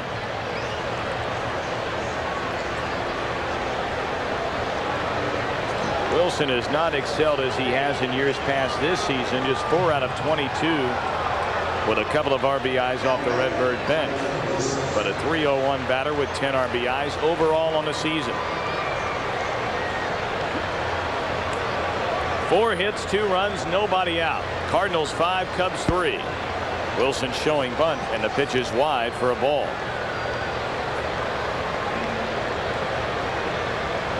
Outfield straight away for Wilson. Not his typical good year as a pinch hitter, but he's a pretty valuable man off the bench. He can play a lot of positions for you. Squares around again, this time it missed inside. 2-0. Well, with a 2-0 count, Stoney, do you change your line of thinking now as we look at Bucky Dent up at third base? What I do, Tom, with nobody out is I have Wilson take 1 pitch, because you never know, a pitcher coming in might go to 3-0, and you might not have to bunt the ball to get the bases loaded. Well, he bunts it. It is a foul ball. Home plate umpire Bob Davidson came right out of his crouch position and said it was foul. So everybody will go back to where they started, and a 2-1 count on Wilson. Bob Davidson calling this one foul immediately. And remember, it's not where Joe Girardi is, it's where the ball is. Now, Tom, I think the hit and run has worked so well, I would use it again right here. Ball 3 upstairs, so Wilson just trying to give himself away, but McElroy can't find the strike zone.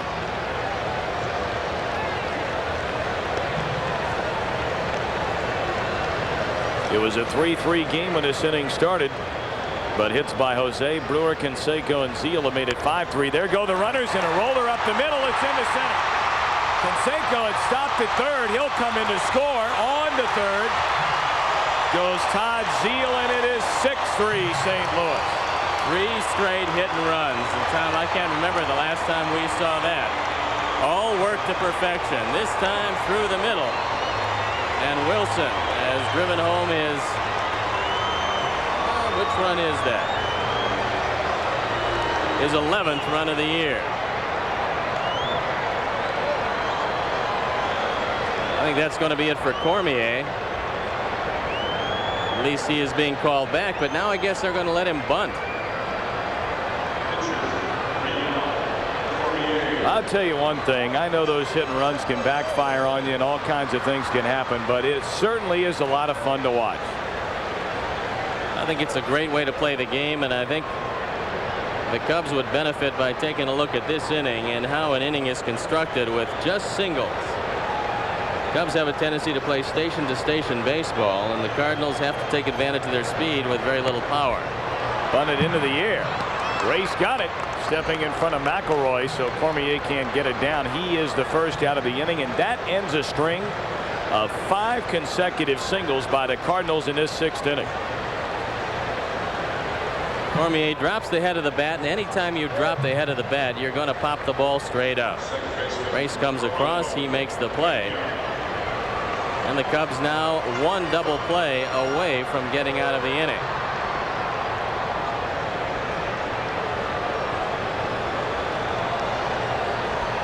Pena has been a much better hitter from the right side this year, hitting .340.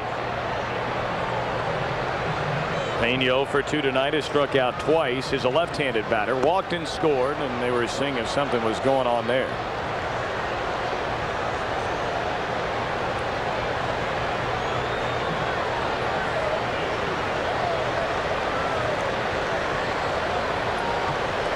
Runners on the corners, 3 runs so far here in the Cardinals 6th inning to take a 6-3 lead, and McElroy will send Wilson back to the first base bag.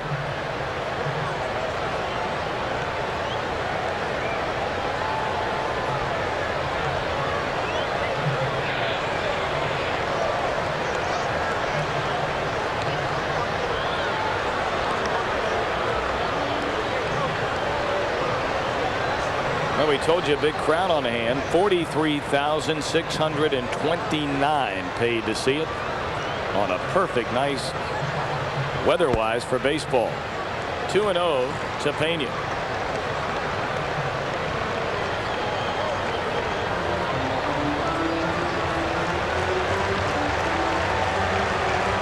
Now let's see if Wilson will get started. He does not. Hammered down the left field line, but hooking foul.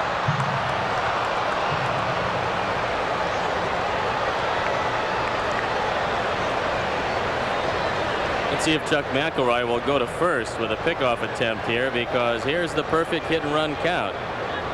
Torrey's used it 3 times successfully. He might just try to go to the well again.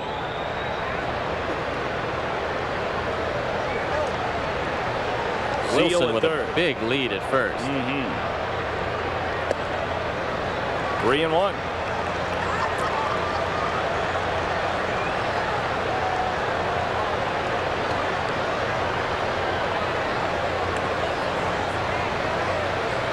Well, we did not see it at 2-1, but now 3 balls and a strike, and Wilson not going again, and Pena wives through it. 3 balls, 2 strikes.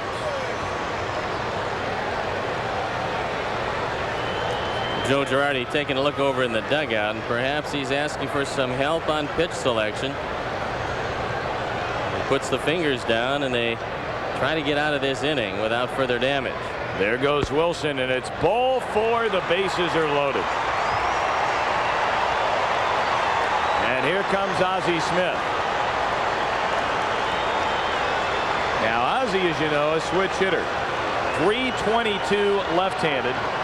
.272 right-handed, so you figure they'll play the percentages and lead McElroy into facing. Another factor, Tom, and that is that Ozzie Smith very rarely strikes out. He's fanned 28 times this year in 451 at bats.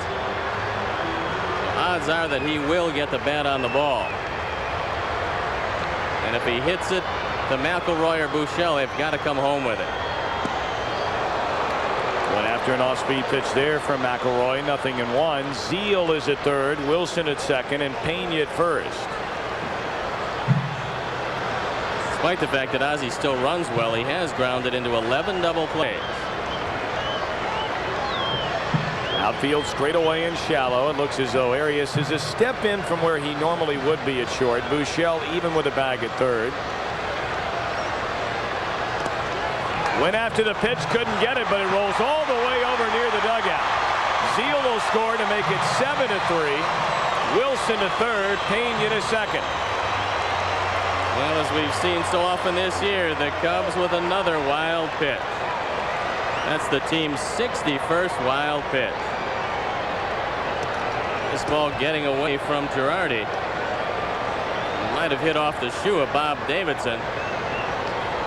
That probably was a pitch that Girardi should have blocked, however, although it was just barely in the dirt. I think Joe should have stopped that one. Infield in now, 0-2 to Smith, and he checks his swing, strike three. So now 2 down in the inning, and here comes Langford. First strikeout for McElroy. And Langford is the 9th man to bat in this inning.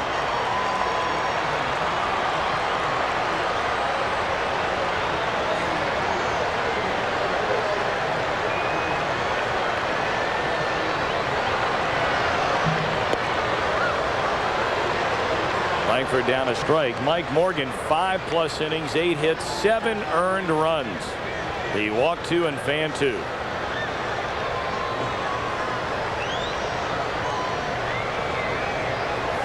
Four-run 6th inning has made it a 4-run Cardinal lead, 7-3, and now it's a ball and a strike on Langford, who hit the 2-run home run back in the 3rd inning. I think this inning you saw, Tom, how you're better off being a fly ball pitcher in this park than a ground ball pitcher at times. Morgan had a lot of seeing eye hits, but on this surface, if ground ball isn't hit at somebody, it goes through. 1-2 now to Langford.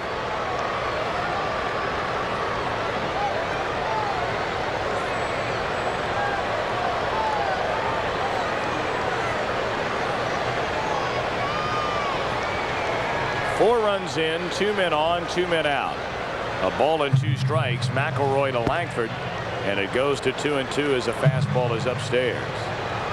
Now the Pirates come up with 3 runs in the top of the 7th inning. They have tied Philadelphia at 4 in the bottom of the 7th.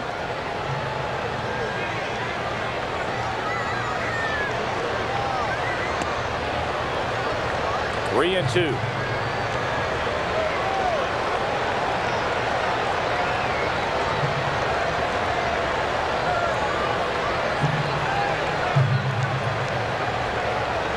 Wilson at third base, Pena at second. 3-2 to Langford. He struck him out swinging to end the inning. But St. Louis 4 runs, 5 hits, 2 left. Harry back into 7 through 6. Cardinals 7, Cubs 3. And boy, things have changed. The Cardinals now lead 7-3 as we go into the top of the 7th. Grace will lead it off. We'll have a Tom Pagnozzi, I guess, is catching. Here's the pitch. Grace takes the strike. Tonight's designated butt batter is Judith Frazier of Deltona, Florida. Judith has the chance to win $100 immediately and a share in a $10,000 bonus pool to be awarded at the end of the season. A bunt right back to the pitcher, easy out. One away. So congratulations and good luck to Judith Frazier of Deltona, Florida, tonight's designated butt batter. I don't see Mark Grace do that very often, but apparently he felt that Cormier was been pretty tough on him.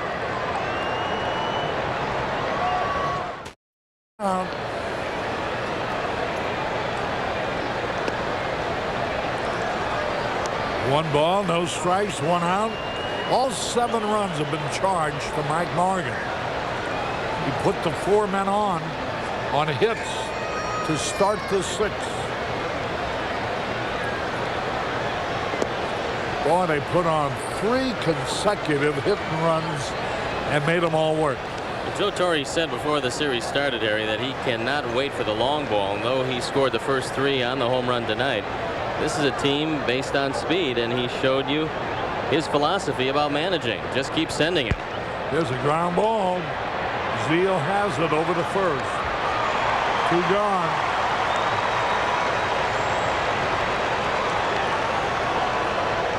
Steve Buechele.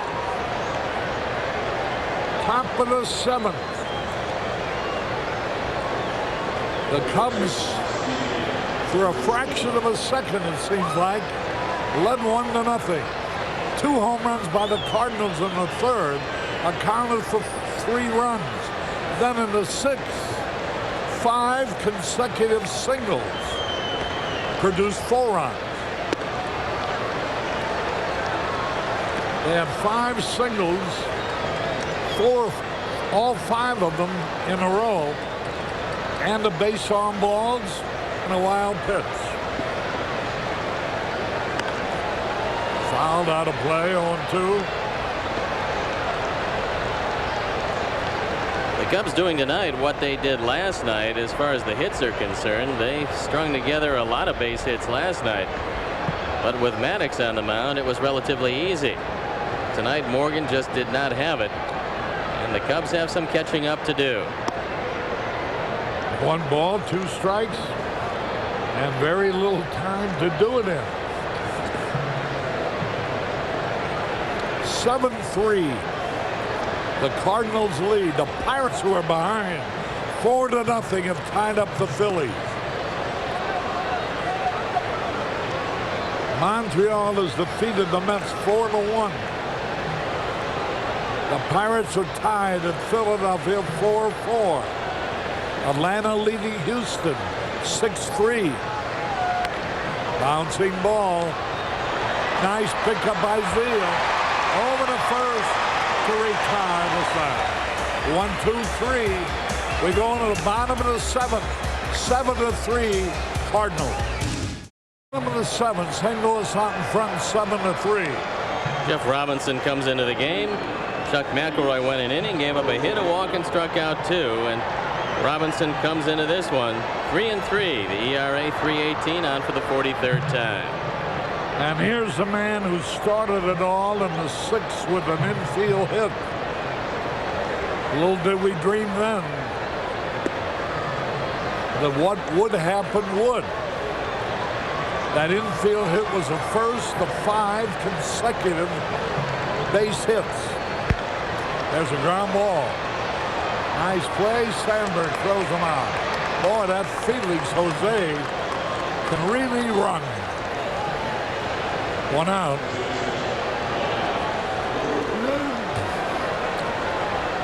The Cubs have 2 chances, the 8th and the 9th. And keep in mind, one of the best relief pitchers in baseball, Lee Smith, is down in their bullpen. And that's what Robinson has done against the Cardinals, and he's thrown very well against them. 1 ball, no strikes.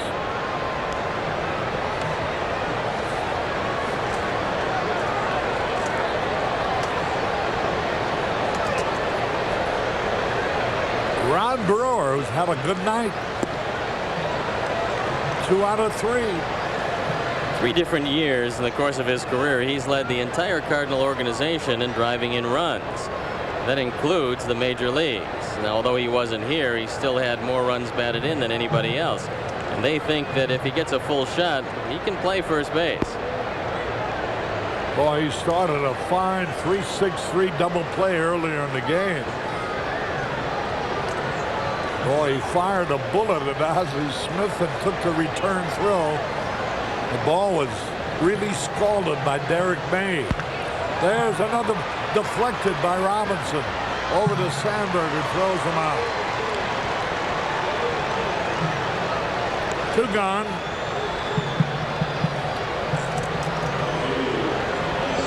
Bottom of the 7th. Here's Ozzie Canseco. He drove in the first run in that big 6th inning. A hit and run ground ball single to left that drove in Jose.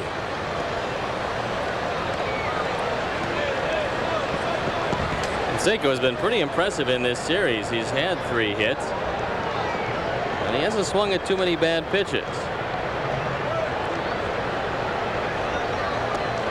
Curveball outside, ball 2. 2 balls, no strikes, 2 out, nobody on.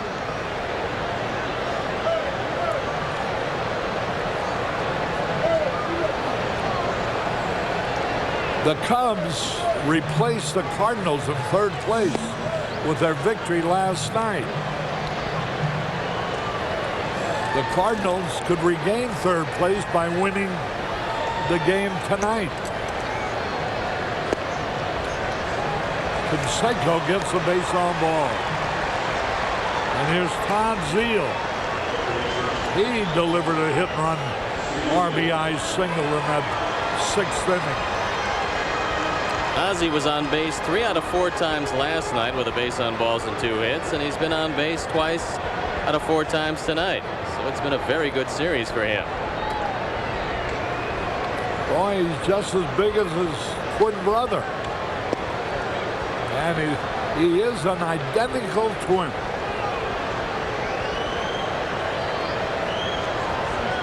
I've never seen twins look any more alike than these 2 guys do. Into the dirt. A wild pitch was thrown in the process of the 5 base hits in a row in that 6th inning, allowing a run to score. Todd Zeile, a UCLA boy.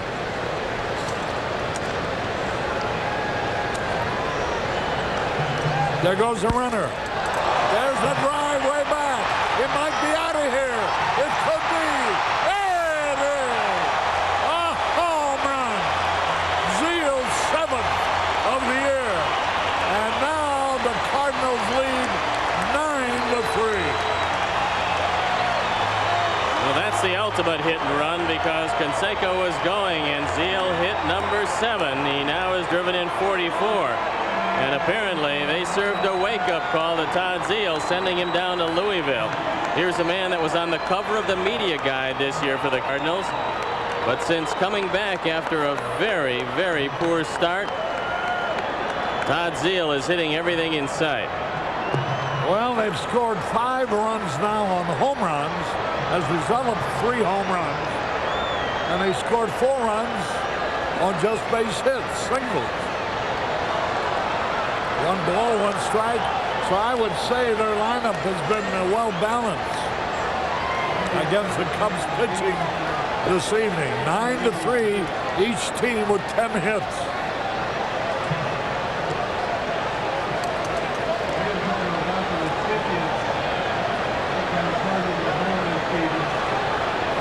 Zeile now with 3 RBIs for the night. Jeff Robinson touched for 2 quick runs.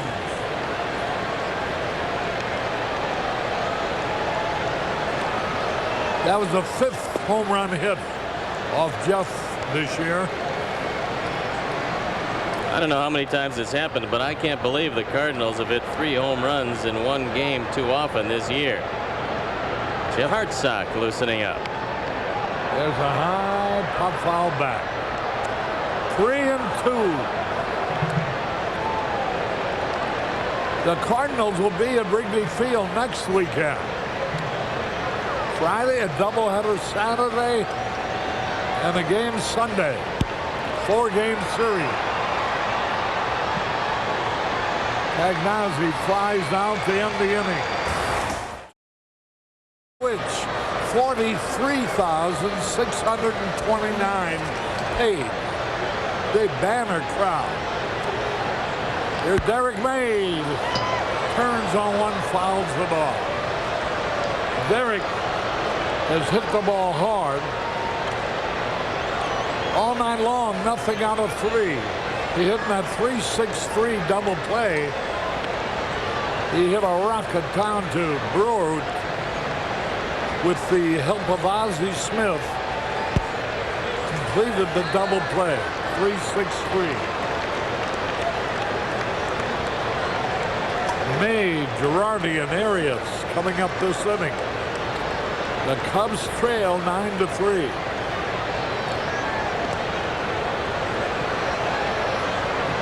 This was a nip and tuck ball game for 5.5 innings.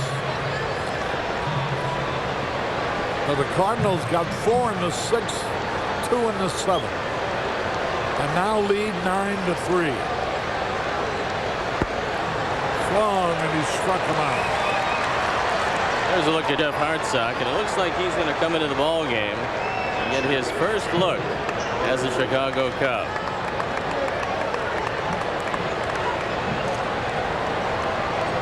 Cormier has only had 1 complete game this year. 1 out, nobody on. Same 2 teams tomorrow night, starting at 7 o'clock. We will not televise, but we will be on radio. The next telecast Monday evening against the...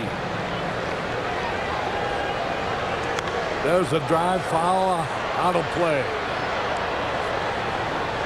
The New York Mets, Monday night, 7 o'clock, Chicago time at Wrigley Field. It's going to be an 8-game homestand with the Mets coming in for 2, followed by the Phillies for 2, and then St. Louis for 4 over the weekend with a doubleheader on Saturday. Jose De Leon was signed by the Phillies to a 2-year contract the other day, started today, and shut the Pirates out, I believe, for 7 innings. But the Pirates came back and have tied it up.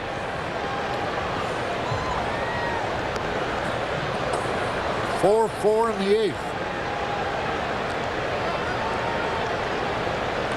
Tigers pounded Clemens and beat the Red Sox. 1 ball, 2 strikes.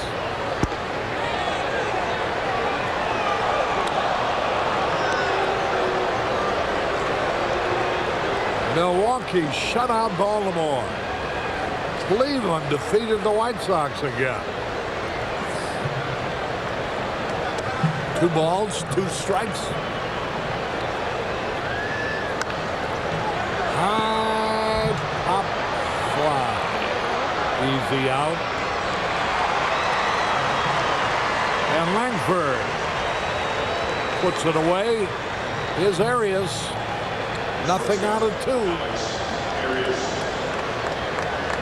2 out here in the top of the 8th. Second half of the season, the Cardinals seem to have gotten a whole lot better. In fact, they've won 8 of their last 9 series. And if this lead holds up, and it looks like it probably will, it'll come down to the rubber game tomorrow to make it 9 out of 10 series for the Cardinals. Strike call. 0-1, 2 out. Each team with 10 hits. Well, they have 9 runs, and the Cubs have 3. Hector Villanueva coming on the on-deck circle. Should Arias get on, he'll bat for Jeff Robinson. But there are 2 out. Bouncing ball, that ought to be easy. To end the inning, 1, 2, 3. We go on to Uncle at Chart. Well, I guess this game's over anyhow. And give the regulars a little rest. And Jeff Hartsock comes into the game. He had a somewhat disappointing year at AAA. But this is still very exciting for him as he faces a major league hitter. Guy who's done a pretty good job tonight in Real Cormier. Cormier, first pitch in the center field. A base hit. Cormier, the pitcher, singles to center. And now the Cubs have been out-hit by the Cardinals. Todd Worrell limbering up in the bullpen. There is no save situation involved. There are too many runs ahead as of now.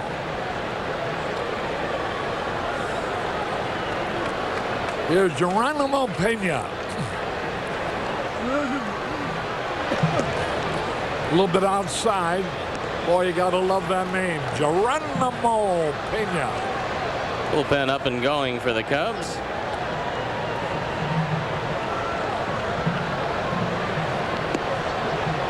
Change speeds that time. Ball 2. Pena has walked twice.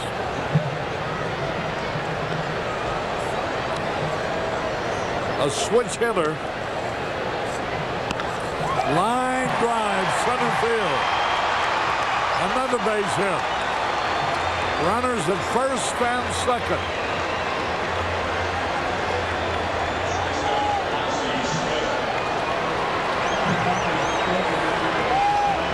Nobody out. 2 men on base. Cormier at second. Pena at first. Jeff Hartsock was 5-12 with a 4.36 ERA for Iowa. There's a pitch into the dirt. Saved from being a wild pitch by Joe Girardi. 1 ball, no strikes. Ozzie Smith is the only man in the Cardinal lineup, including Cormier, that did not have a base hit tonight.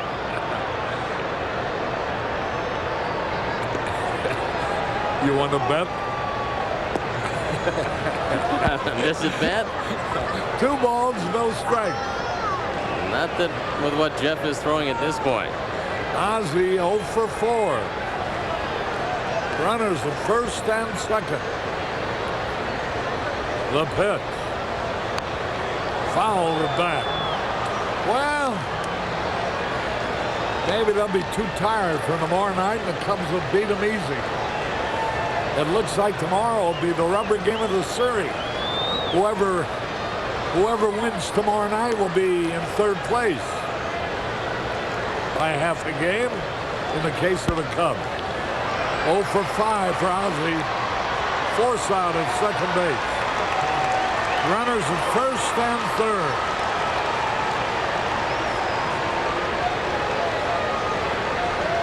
From Kunkel to Strange on the fourth side.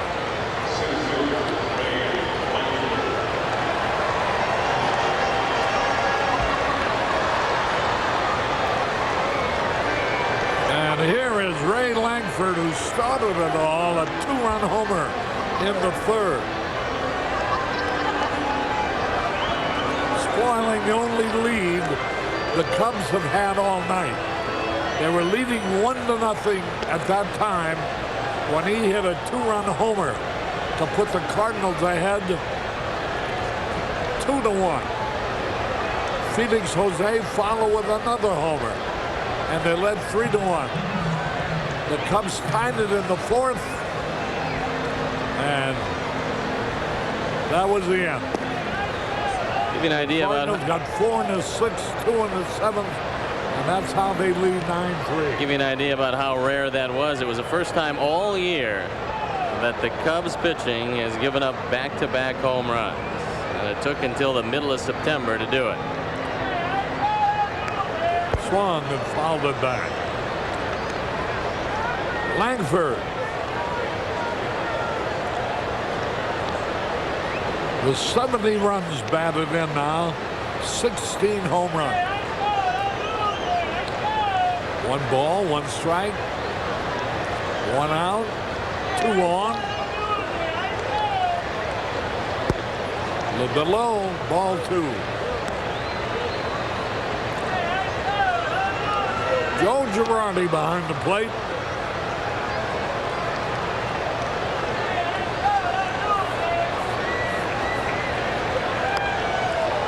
High pop foul out of play.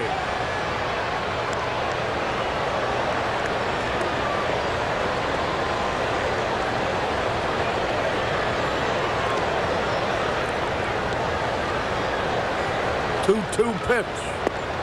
Inside ball. Tomorrow again, Bob Tewksbury, who leads the National League in earned run average. Ball forward, the bases are loaded again. Mays in left, Girardi behind the plate, and Hartsock is on the mound.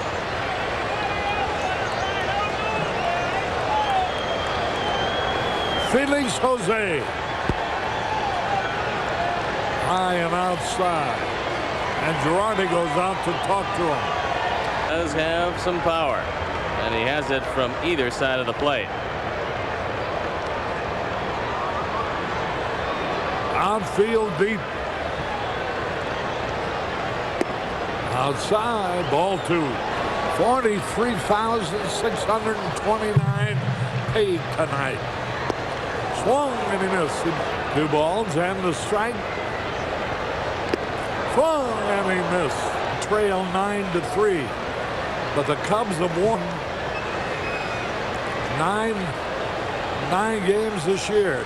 9 out of 12.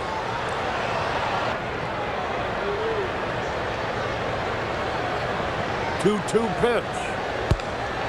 There's a drive. In the left center field, a drop. Base hit. 1 run in. 2 runs in. Cormier and Ozzie Smith have crossed the plate. Game has ever been in.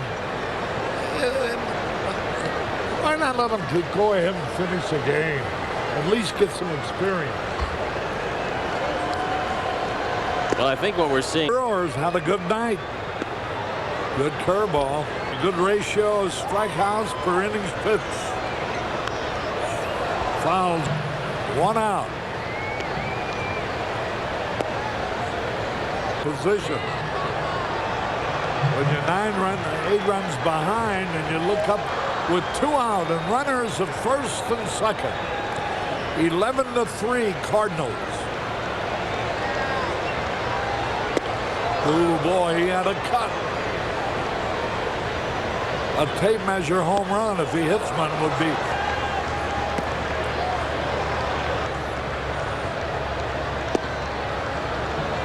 That evens the count. 2 balls, 2 strikes.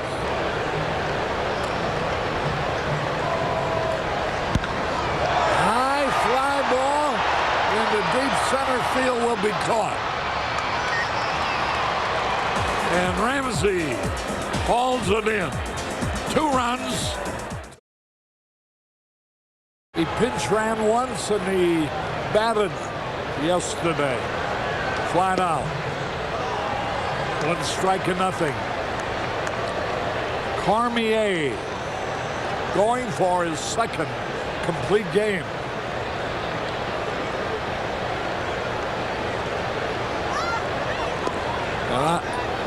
Remember, the news follows the ball game. I'll bet you anything that Cormier didn't dream he'd still be pitching in the 9th. The way things started out.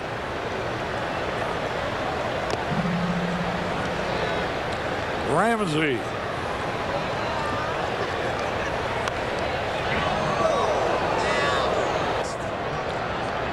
Ramsey waiting. 2 balls. About his speed and ability to go track a ball down and catch it. 2 balls, 2 strikes. Bouncing ball. Easy out. 1 away. That's cooking. DeCenzo easy out. Here's Salazar. Strike call.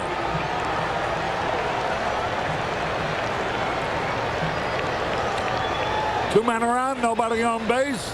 11-3 in favor of the St. Louis Cardinals.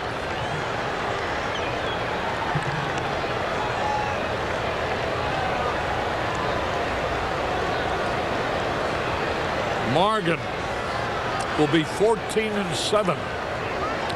Cormier 7-10. And this will be Cormier's second complete game of the year.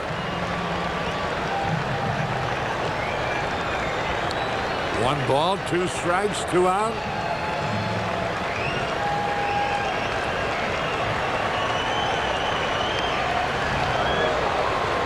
Louis fouled it back.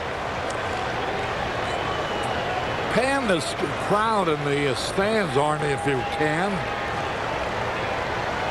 Oh, all those seats were filled a little while ago. The game is over and the Cardinals are back in 3rd place. A half a game ahead of the Chicago Cubs. We'll be back in a moment.